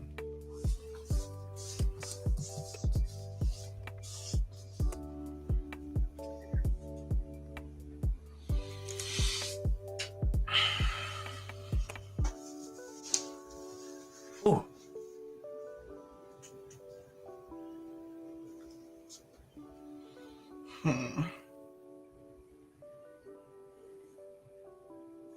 Things are getting spicy up in here. This is a sapling too. And you weren't at the most life. I was not at the most life. I was at the least amount of life. Yeah.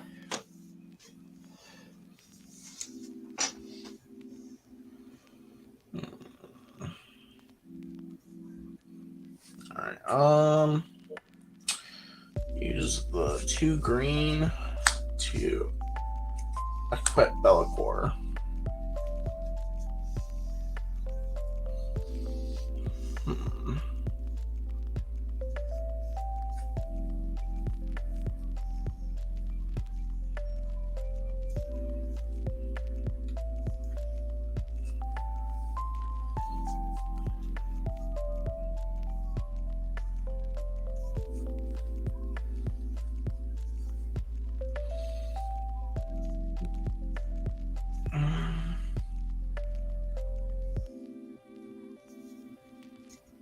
Urborg's out, right? Correct.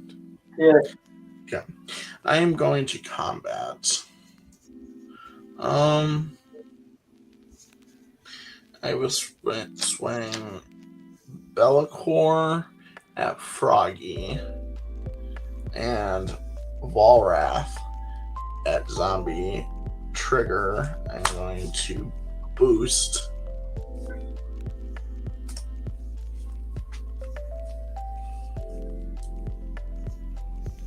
Man, if you didn't have that herb work, you wouldn't have had the mana to do it, man. Yeah, don't play Urborg. It's a bad card. It's the worst card ever. What were you thinking?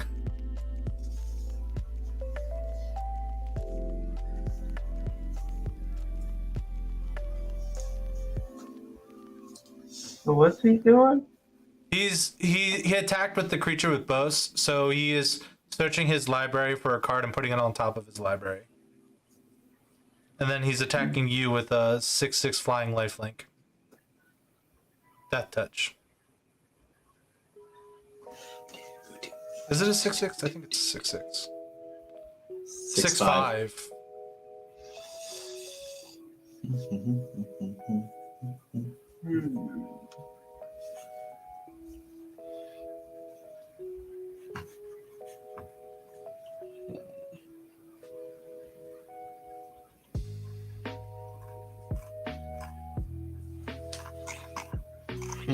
This is a hard pick. I feel like I haven't played a game in such a long time where everybody was like on death's door at the same time. Yeah, this is insane. Yeah, usually what ends up happening, it's either everyone's in the game and at 40 life and then all of a sudden everyone's dead, or Yeah. one person gets kicked out at the very beginning and then it's a three-way Okay. death match. I'll go get that card. So then blockers. Yeah, I'll block with a 4/4. Okay. And Froggy, you're taking the 6. Yeah. Okay.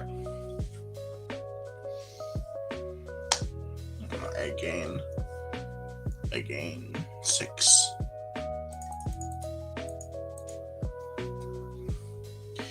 Main phase 2.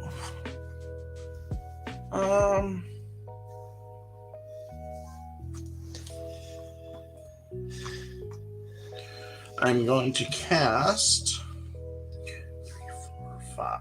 Oh, 4, because one less. Chaos Defiler. Trigger.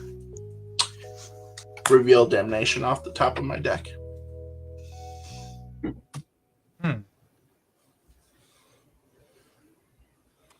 It's a very interesting card to put on top of your library.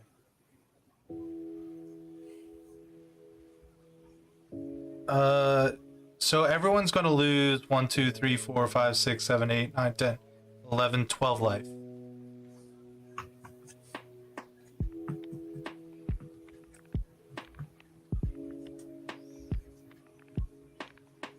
So are you sure you want to cast it? You don't have to. I have a card that makes everyone lose the life for each creature that goes into my graveyard.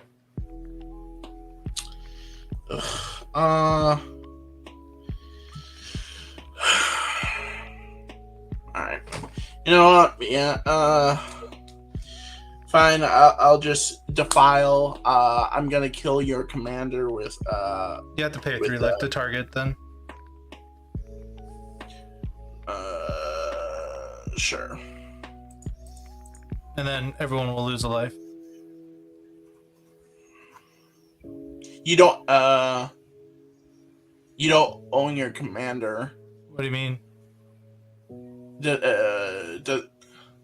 I can't click on any of your stuff. Yeah, so it says commander creatures you own have when an artifact or creature you control is put into the graveyard. Okay. Yeah, I'm making sure it didn't say other. Alright. And then Chaos Defiler is gonna go off. I'm gonna choose your So what's Chaos Defiler do? when it enters the battlefield or dies, for each opponent choose a non-land permanent they control, destroy one at random. Wait. Oh, so it might not destroy my commander. No. No. You die by Bellacor's ability. Oh, okay. So,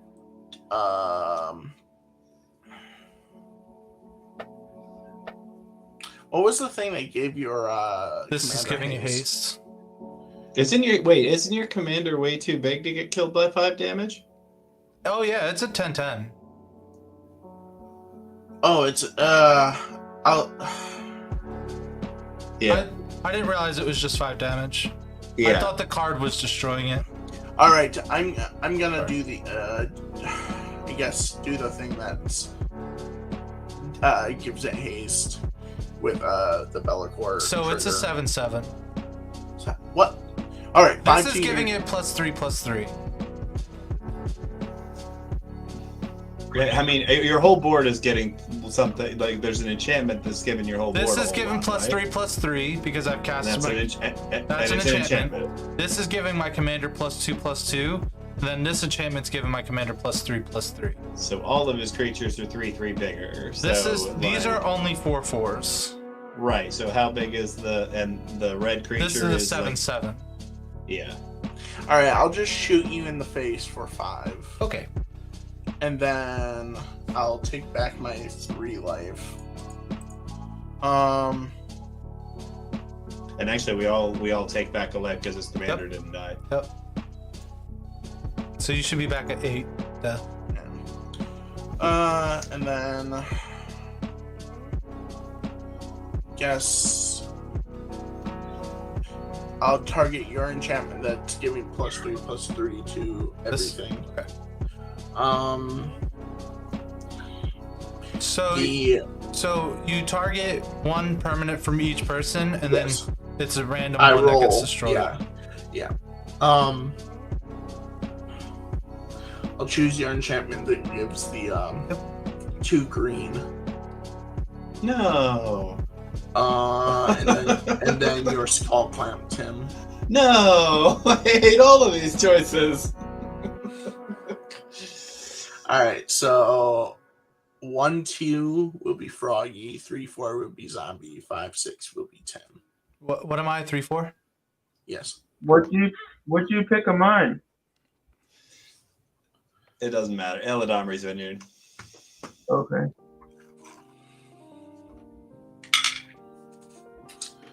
Oh, Boy, why did I take that off? I don't want one. All right.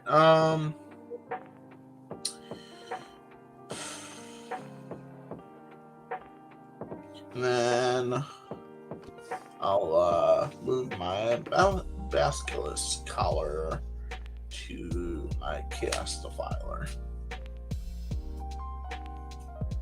So what permanent got destroyed? The +3/+3 to all his creatures.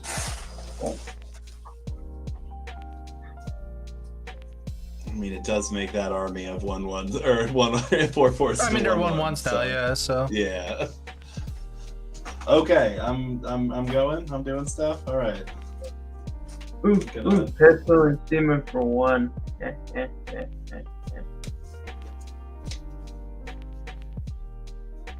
Okay, that's a thing, I guess.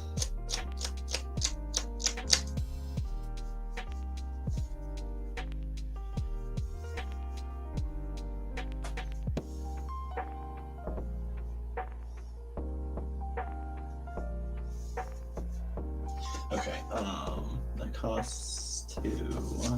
Yeah, I misplayed. I forgot you had that siphon effect on board.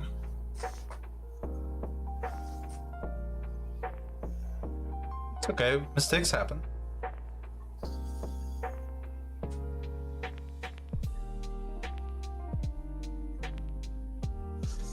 Okay. What is the better line here? You have a whole bunch of creatures. That only works on my turn.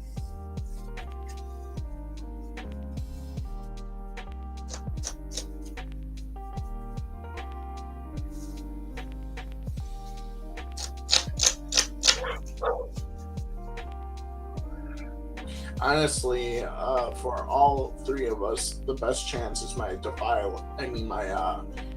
my one demon to die, so I can try to take another part of his board off.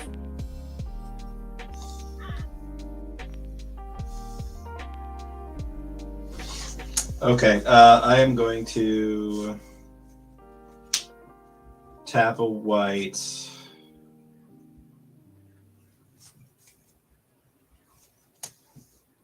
And I'm going to use the green from Maladombri's Vineyard.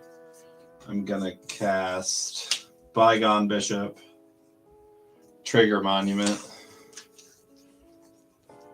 make a Core Warrior. I'm going to use the other green to clamp this warrior. Sounds stinky. I'm gonna clamp you.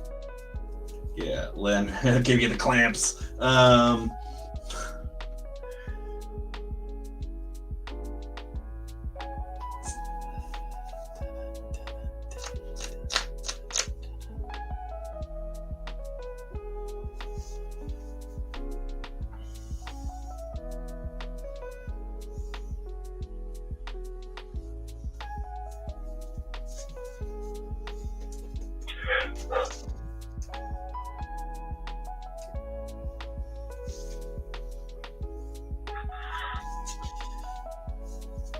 Oh boy, sorry I'm taking so long. I just we are all on death's door here. No one here not to die.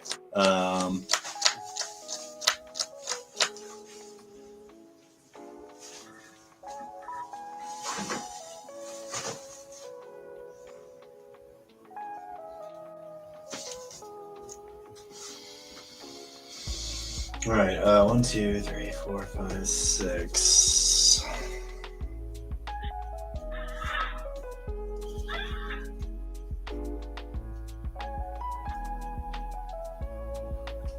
All right, I am going to pay one more white and play Archpriest of Iona. Trigger Oketra's Monument. 1, 2, 3, 4, 5, 6. And then I'm going to move to combat. I do have a full party. So both Nalia and Archpriest are going to trigger. Everything's going to get +1/+1 counters. And Archpriest is also going to get something +1/+1 in flying until end of turn. Mm-hmm.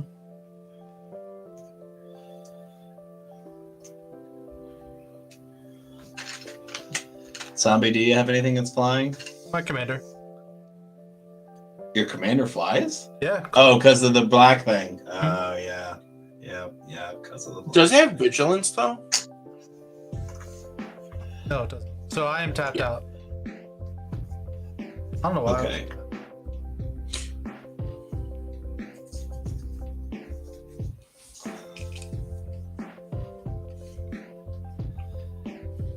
I don't really have anything triggering on attack. There's a part of me that actually thinks I just need to keep my defenses up. I'm going to pass.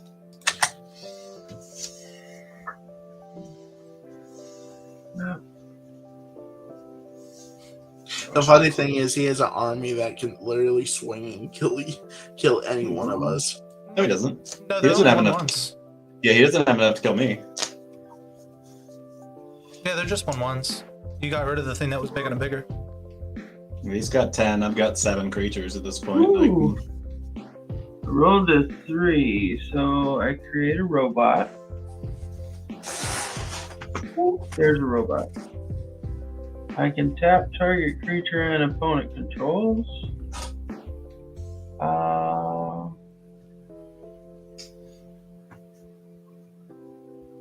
Tim, let's tap your commander. You got it. And my creatures get +1/+0 until the end of turn.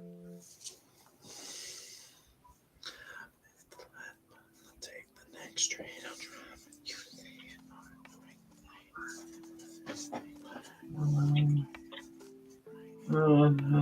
So I'll use the 2, tap that for 9. I got 4 floating. Whoopie-doo. We're going to see what the aperture says.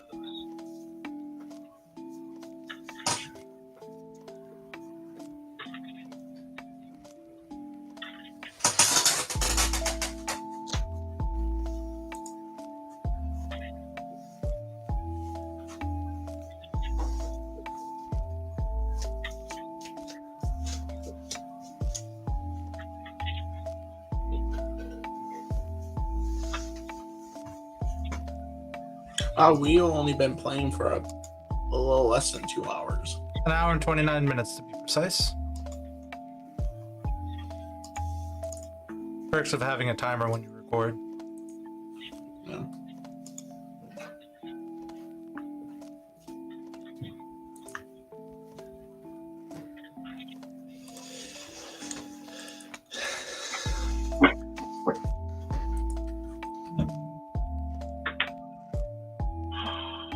I guess I'll play it. Maze with.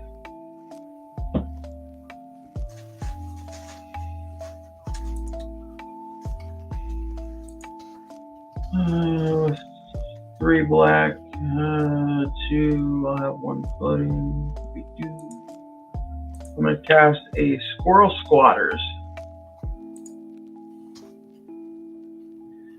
When it ETBs, I can open an attraction. The attraction is the Bounce Chamber. That triggers my commander. Let's see, the ability of the squatters. Whenever a squatters attacks, they create a 1/1 green squirrel token that's tapped and attacking for each attraction I visited that turn. The Bounce Chamber, I can return a creature I don't control with the lowest toughness among creatures I don't control to its owner's hand.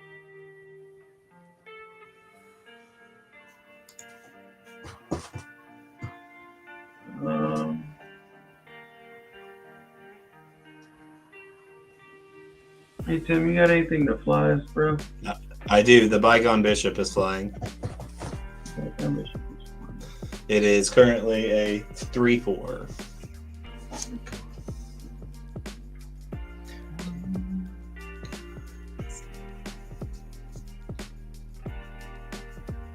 How many flyers, Ice? No.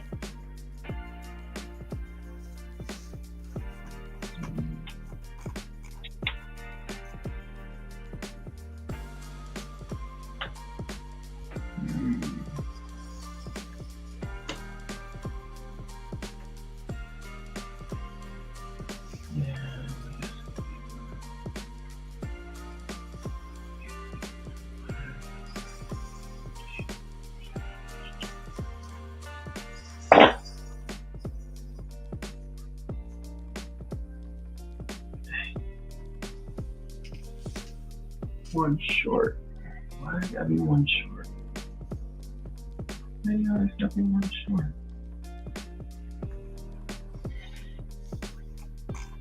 Get him.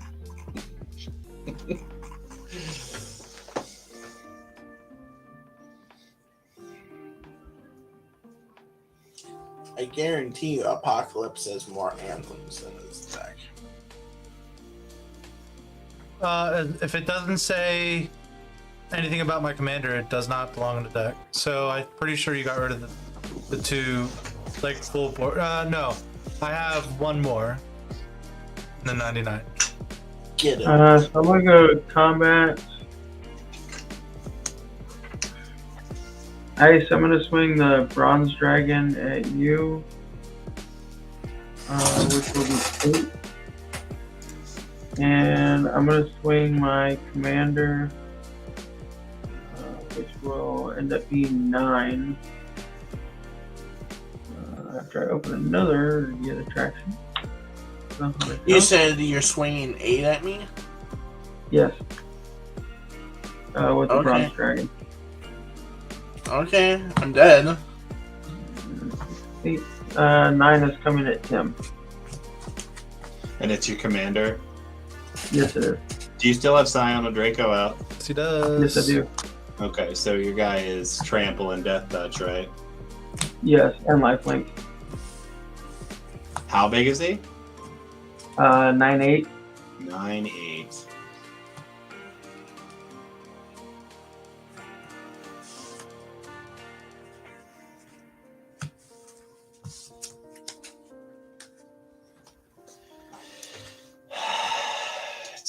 He's lifelink too. Yes. Yeah, I am going need to cast the fairy's protection.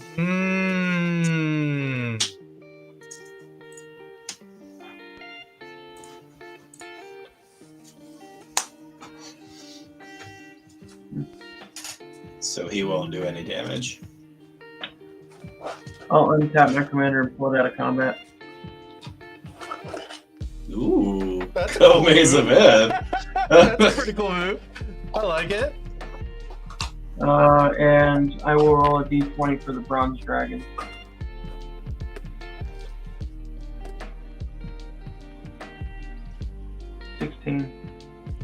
So what happens with the 16? Like you get 16 1/1 counters? Is that, am I correct on assuming that's what's happening? So when the bronze dragon deals combat damage, I roll a d20. When I do, I put X 1/1 counters on each of up to 2 targets where X is the result.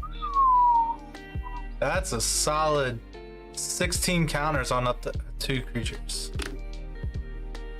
Is it divided or No, it is not.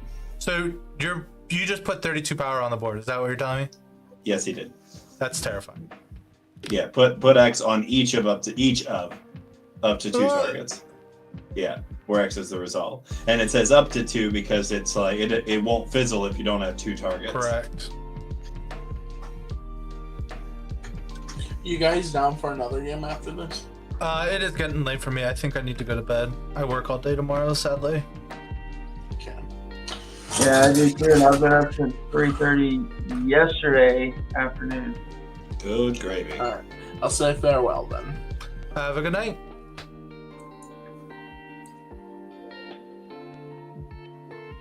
Alright, so the Draco is fat, and my commander's a one-shot.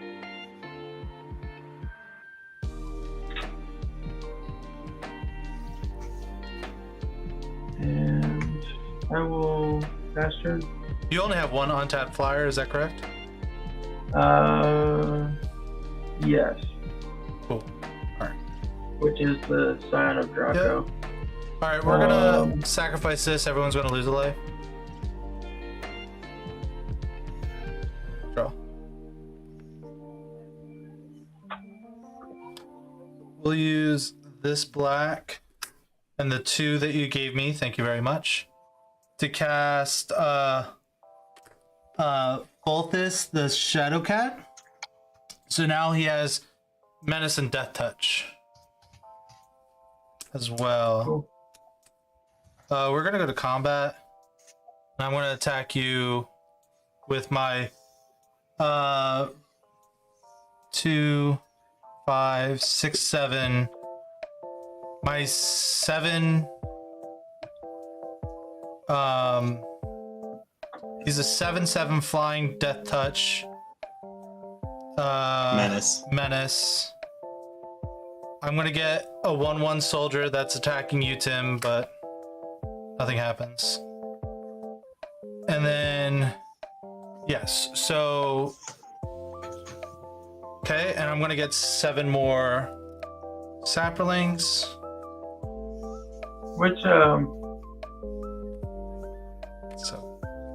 Which commander is that? Tanya? Tana, yep.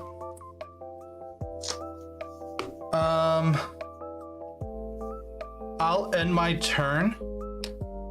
On your upkeep, Tim, I'm going to cast Kolf's Will, X being 4. So I'm going to deal 4 damage to everything and destroy 4 things. But I have... How much mana do you have untapped? I had left after all that. After you put the spell on the stack. I have 0 tapped. I'm gonna tap 1, sacrifice this wizard, and counter that spell. Unless you pay 1 more. Oh no, Tim, I didn't know that was a thing. Yes. I only needed to do it for 1. Yeah, then you win, right? Then I win. I'm not gonna do any takesy backsies though.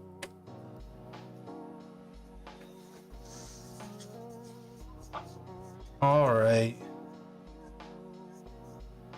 Oh, that was a bad choice. Okay. That was a bad choice. Shit. Is it really all true?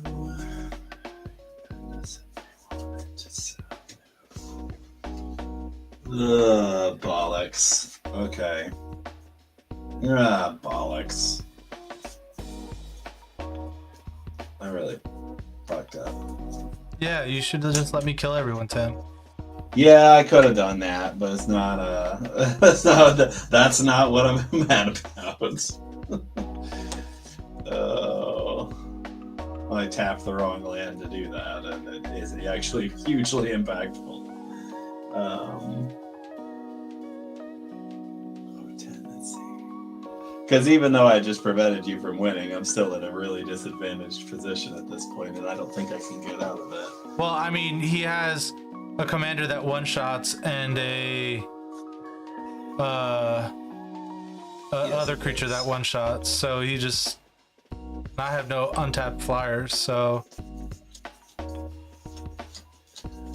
Which means I need to draw an answer. Okay, so...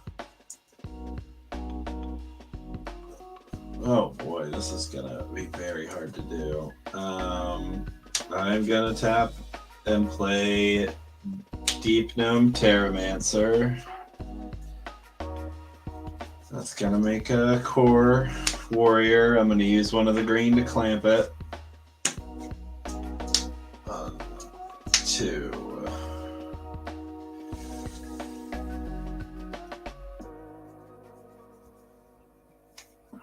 And then I'm gonna play Mother of Runes. And I'm gonna do it again. Nope.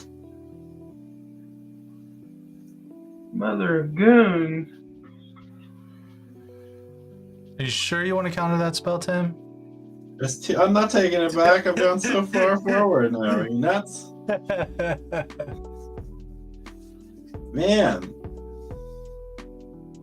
Once again, not having the enough colored mana is completely boning me.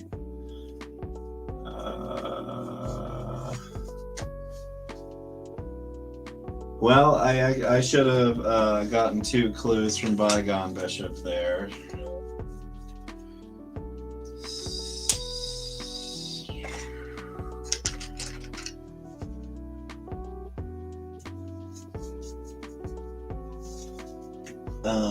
So I will use one of them. That doesn't do it.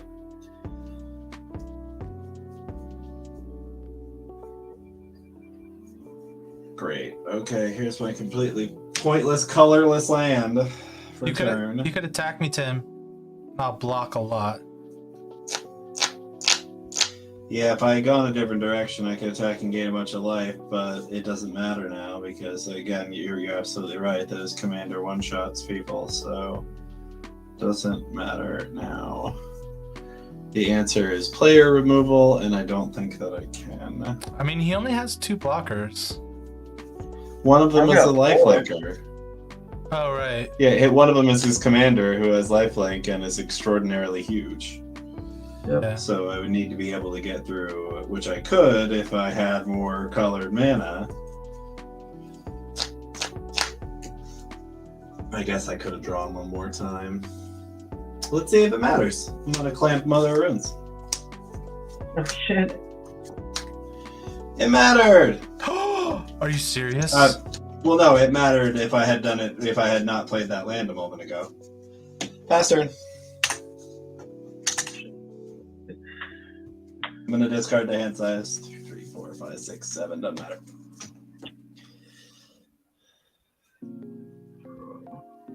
Wow, I drew something useful. You don't just need have to something attack. Useful. I can't block No, I him, got, and you have... I got a roll. He doesn't have any flyers, and your commander kills me. I rolled a 6. All 6 of my attractions will trigger. So Can you just swing and kill us instead? what's your biggest creature, Tim? It 4/4. Do you have anything flying? No. Wait, Okay. no, I have a bygone bishop. It's 3/4. Okay, tap that.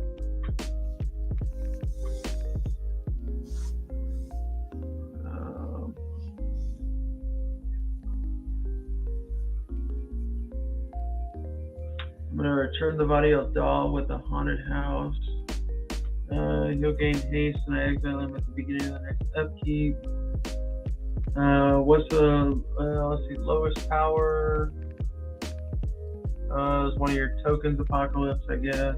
All right, everyone loses one. Do you want to do it 7 more times? I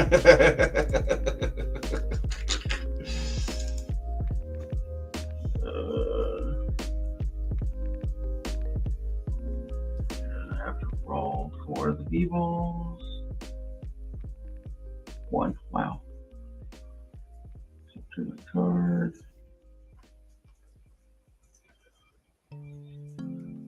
Use the 2 to play a score rack and then score rack for 3. I want to make sure, absolute positive mother. Yes. I mean, you just attack, right?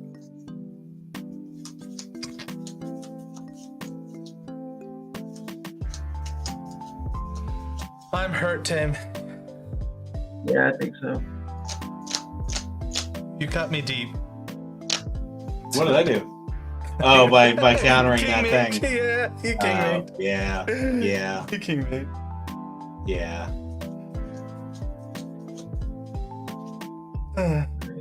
Could I have killed him? He was an 8 or he was a 7? He was at 8. No, he was at 7. He never took the 1 from my creature dying.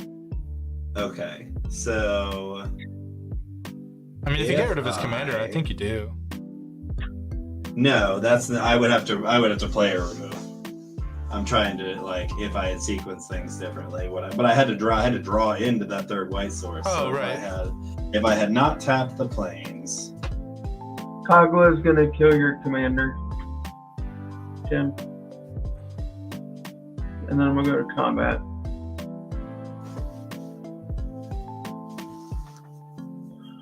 Let's see. The Dragon and Draco, which are both flying, will go to Apocalypse.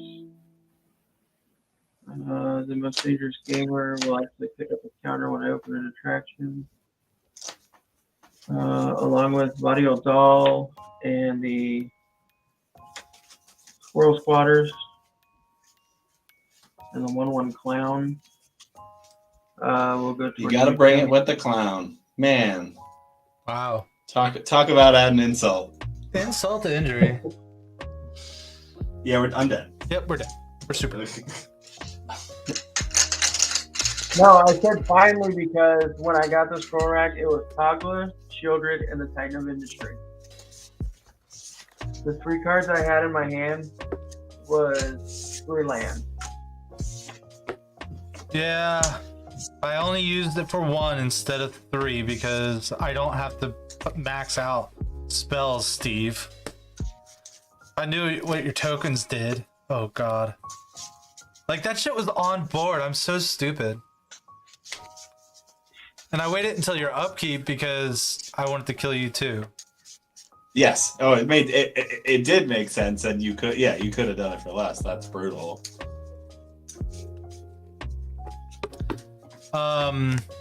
Yeah, I was gonna say in chat. I was gonna say that, like, I think you would have been well within your well within our player rights to say he cast that damnation. Right. Like, I don't know how I feel about letting him take that one back. Like, he played it. Like, you cascaded into it and you chose to play it. Yeah, he intentionally put that on top to cascade into it. Like, Right. I don't know. Cascaded. Like, see, like, Well, here's the thing. It's like, okay, You like, didn't have to cast it though. but here's the thing. So, like, I mean, the boards are confusing, right? So, like, think about it this way, though, right? Think about it this way. Chess rules, right? You What's the rule take in your hand chess? off the piece, your move is complete. You take your hand off the piece. So to me, if I put the card down, Like, that's he it. windmill slammed that shit. Like, there was He no, did. and like, He did. and here's the thing. Like, So if that's the case, then I'm gonna take back that extra mana and just do it for 1 and kill all my saplings and win the game instead. Right. Like it's the same thing. Like I try not to do takesy backsies because I fucked up. Like that's how I become a better player. That guy's last turn was nothing but take backs. Oh, I just saw it sitting there, and y'all were like, I guess I started dozing off because I saw y'all just like, oh, well, you don't have to cast it. I was like, that's cool. You ain't gonna cast it either, bro. Well, if he cast it, I would have killed everybody. Well, you would have been at like 2, and Tim would have been at like 3. Right, we would have lived, but not very well. And really, like again, it would have changed things at least a little bit. But, it would have changed things tremendously. Still, so yeah. I mean, I don't know. I mean, I get it. I get trying to be nice and trying to trying to allow somebody to understand what's going on. But I mean, part of the game is asking what's going on, so that like before you make a big play like that, figure out what I mean, Froggy over here is asking us like, what flyers do we have, what's on the board. Yeah. Even when we're egging him on and saying just swing at us, you can kill us. Right, like he doesn't have to trust that that's actually the case. He can ask questions and get the information himself. That's good play. So I mean, number one rule: trust but verify. Yeah, trust but verify. That's very a very good rule. It's very wise. So what did you think of the commander deck? Interesting. I've been wanting to build this deck for years, and when the backgrounds came out, and that's the challenge, is that there's so many cards in it. And it's true about Froggy's deck over there as well. I'm sure for most people that like there's so many cards in it that I've never seen before. And I played against that commander deck a couple of times now, so I have a better idea. Like the deck plays a lot of enchantments, and that's not necessarily something people are used to seeing in a like non-enchantress style deck. Mm-hmm. So it's like you have that whole stack of enchantments over by your deck all the time, and people need to be paying attention to that stack, but they may not know that. Right. And but see, the problem is that this board gets so cluttered because I make all those tokens and stuff, and I don't really I don't like putting dice on my cards to signify how many tokens I have, because then okay, well, since I'm not using like the actual tokens, it's like, do I put sticky notes on sleeves to write 5/5 and then use dice to tell me how many it is? Like it's too much work. Like I just like putting the cards next to what made them to figure out what the card token is. Sure, but what you could do is you could make some like dry erase sleeves. Yeah, I mean, I could use dry erase markers on these. Right. But yeah, dang, everyone chose violence today. Like I was like at the beginning of the game, I'm not gonna lie, I was a little salty. I'm like, why is everyone attacking me? Well, because you got up to you were the initial threat. That always happens. Like not that it's you, not that it's always you, but the first person to pop off becomes arch enemy. But I wasn't. Like I feel like so. Like oh, you absolutely were the first person to pop off. Well, so I mean, so was the guy below me. Like I thought I wasn't the only one. Like everyone was popping off just as much as I was. If anything, I disagree.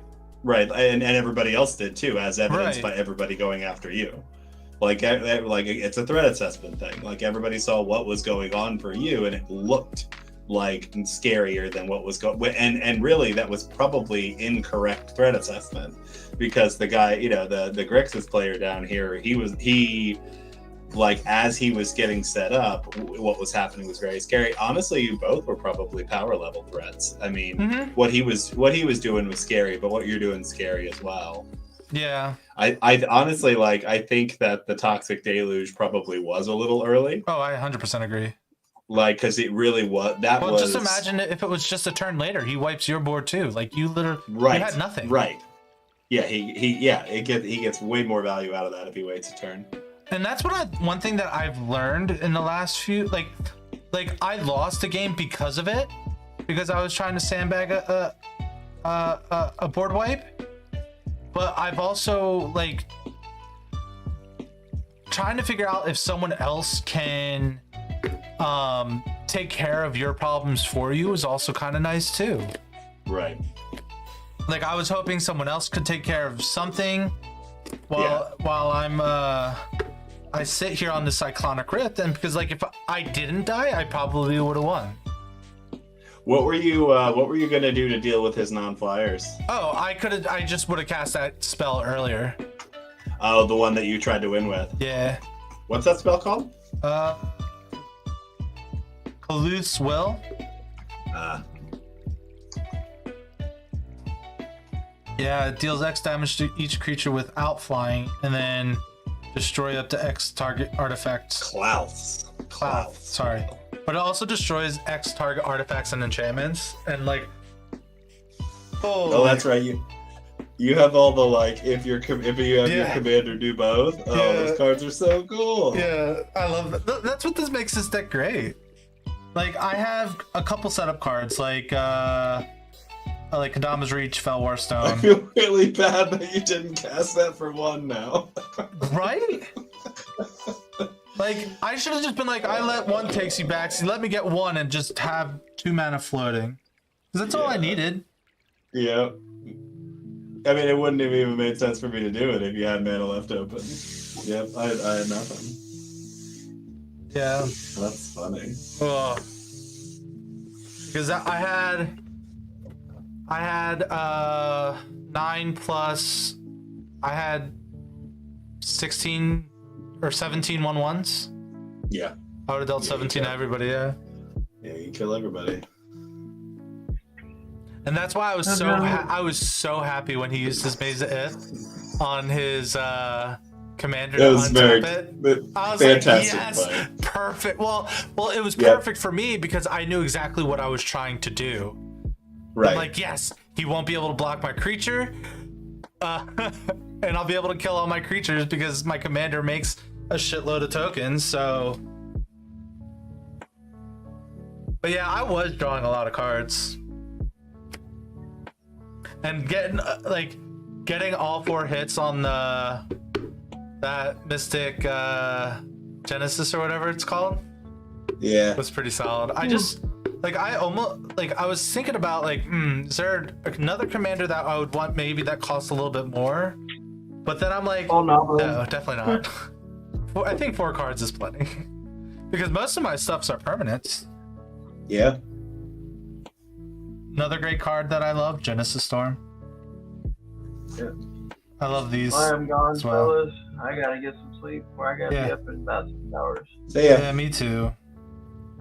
Have a good night, guys. Yeah, you too. But I definitely need to get Flaming Fist for this deck. Is that another background? Yeah, it gives all your commanders double strike. Why is it white? I don't get it. Why is it called Flaming Fist and it's white? That is, you could have made it like double bladed, or Right? like you could have made it fit the name fit into the color pie, Yeah, or made it a red card. Either would have been fine. I love all these cards because the ones that copy for each. The Commander Storm cards. Yeah. So did I tell you what happened one game? I think this game's on YouTube. I cast Genesis Storm and I cast both my commanders twice. So I do this for 5, right? And then I copied it 5 times.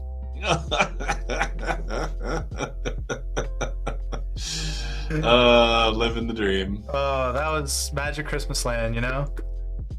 But I actually have some money that I can spend. I sold my old laptop for $300. Nice. I bought a chair for 50, and now I'm going to. I would like for you to maybe hang out with me one day, so we can really deep dive look into my Windgrace deck to see, because I want to change it up a bit. I definitely want to put a fucking Portal to Phyrexia in the deck. I love Portal to Phyrexia. The card's so good.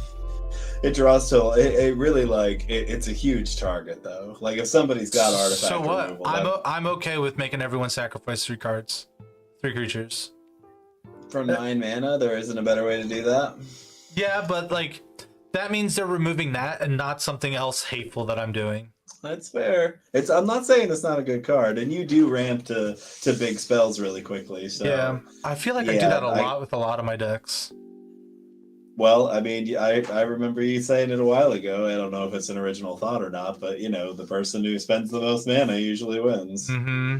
So like the decks that ramp, man, that game the other night with my Saheeli deck, like I've been thinking about it a lot, and it's like, yes, I didn't win, but like I feel like I was arch enemy for a very long time, and that I was holding my own. It took everybody to band against me. Absolutely. But like, I think part of the problem, the game that you didn't win, the one that's on YouTube now, I think they focused on you for too long.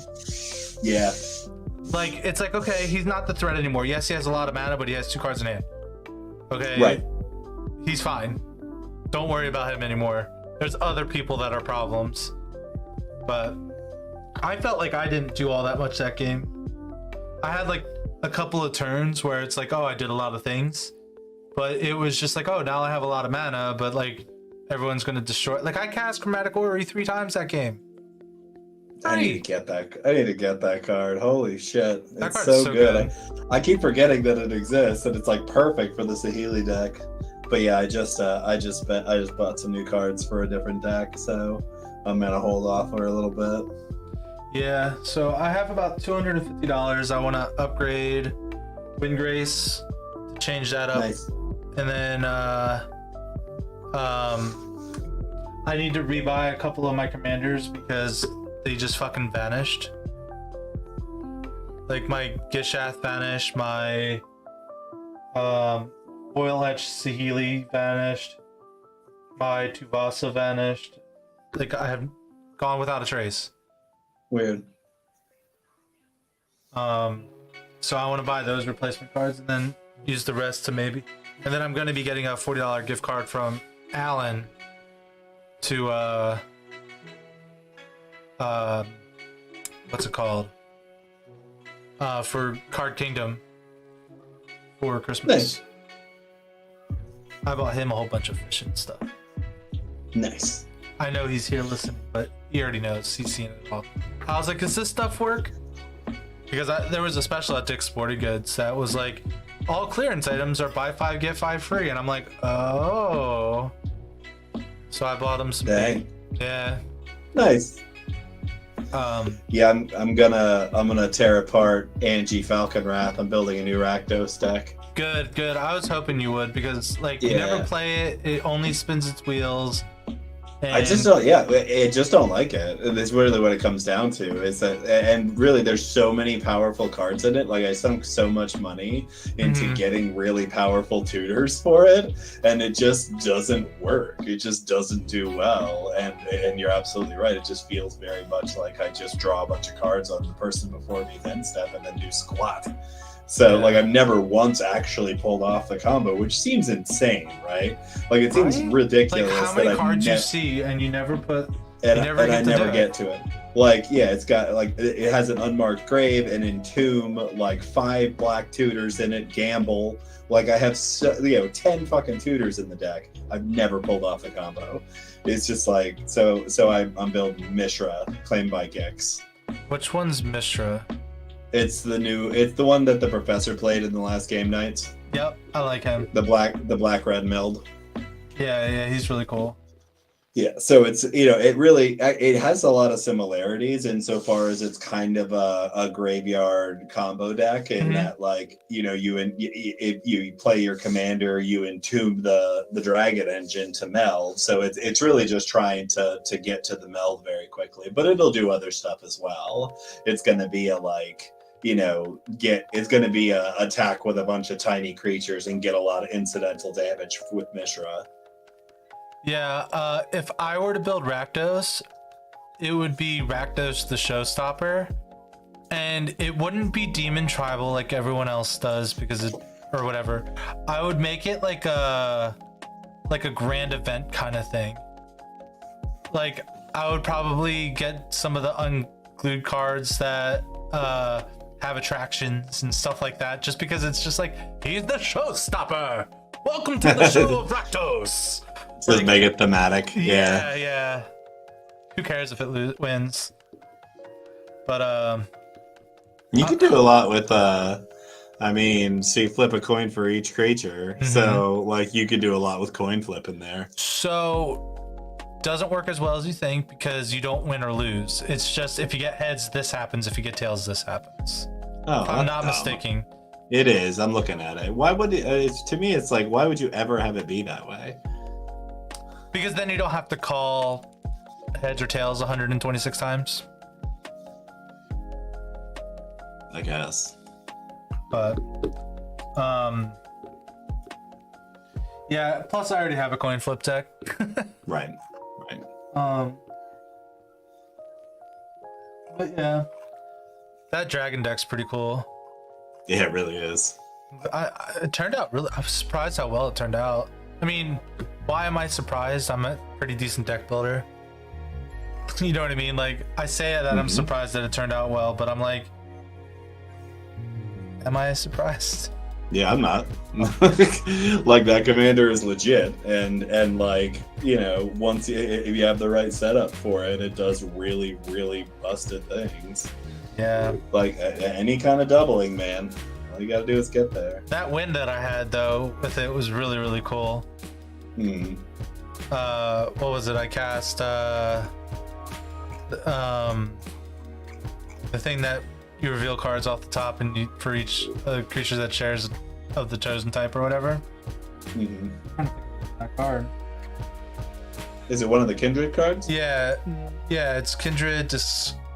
No, Discovery is What color is it? green.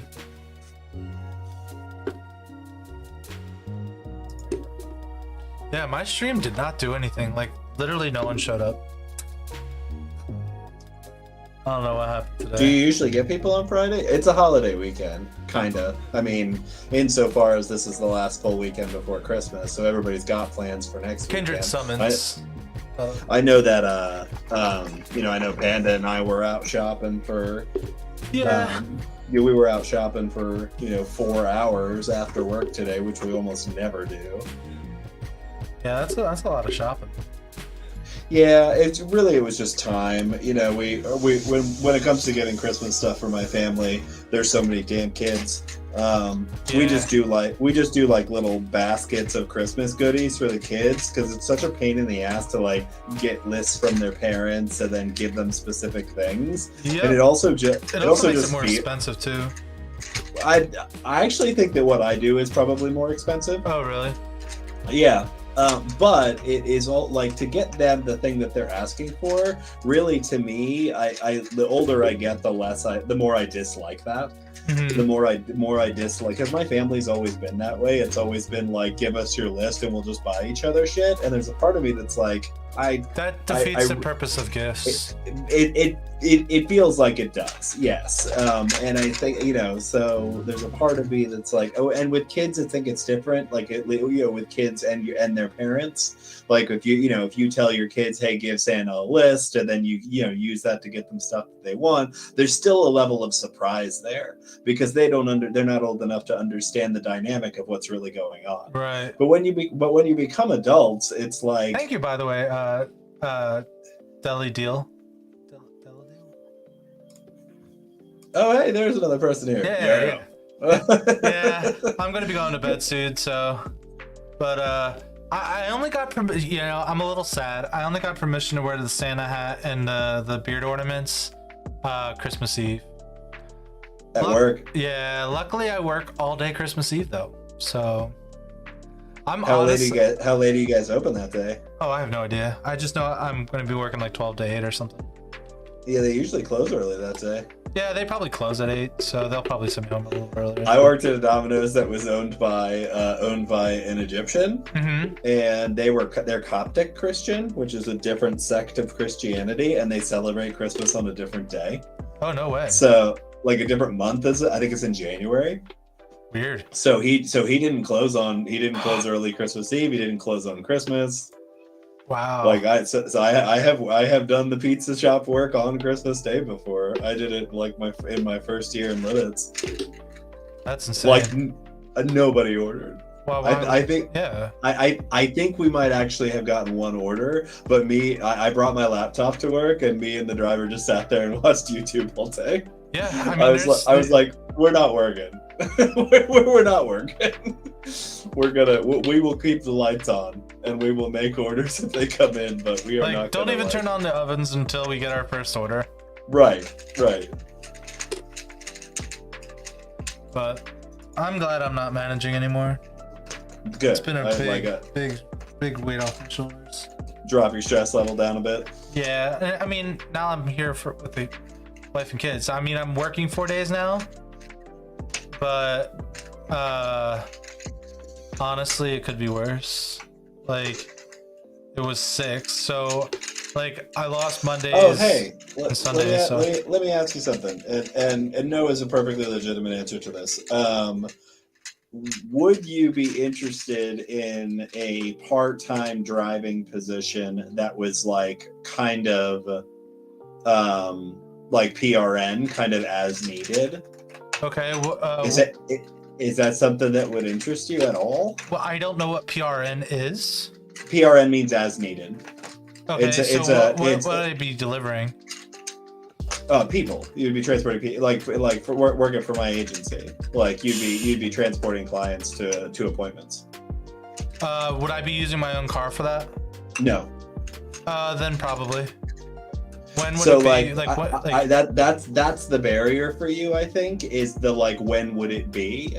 So it would occur like when I say as needed, it's basically like there are some things that happen on a regular basis. Right. So for example, like there are they do store runs for the clients on first phase. So on a Tuesday or Thursday afternoon, I'm not sure those are the actual days. Sure. But on a Tuesday or Thursday afternoon, the transport person comes in, picks up the clients at the house, takes them, goes to Walmart with them, goes to the tobacco shop with them, rounds them all back up and brings them home. Takes about 2 or 3 hours. Okay. That happens, I think, on the regular, like a weekly basis. Then there are things that are kind of as needed. So if somebody has an appointment, most common example of that is if they have to go to court.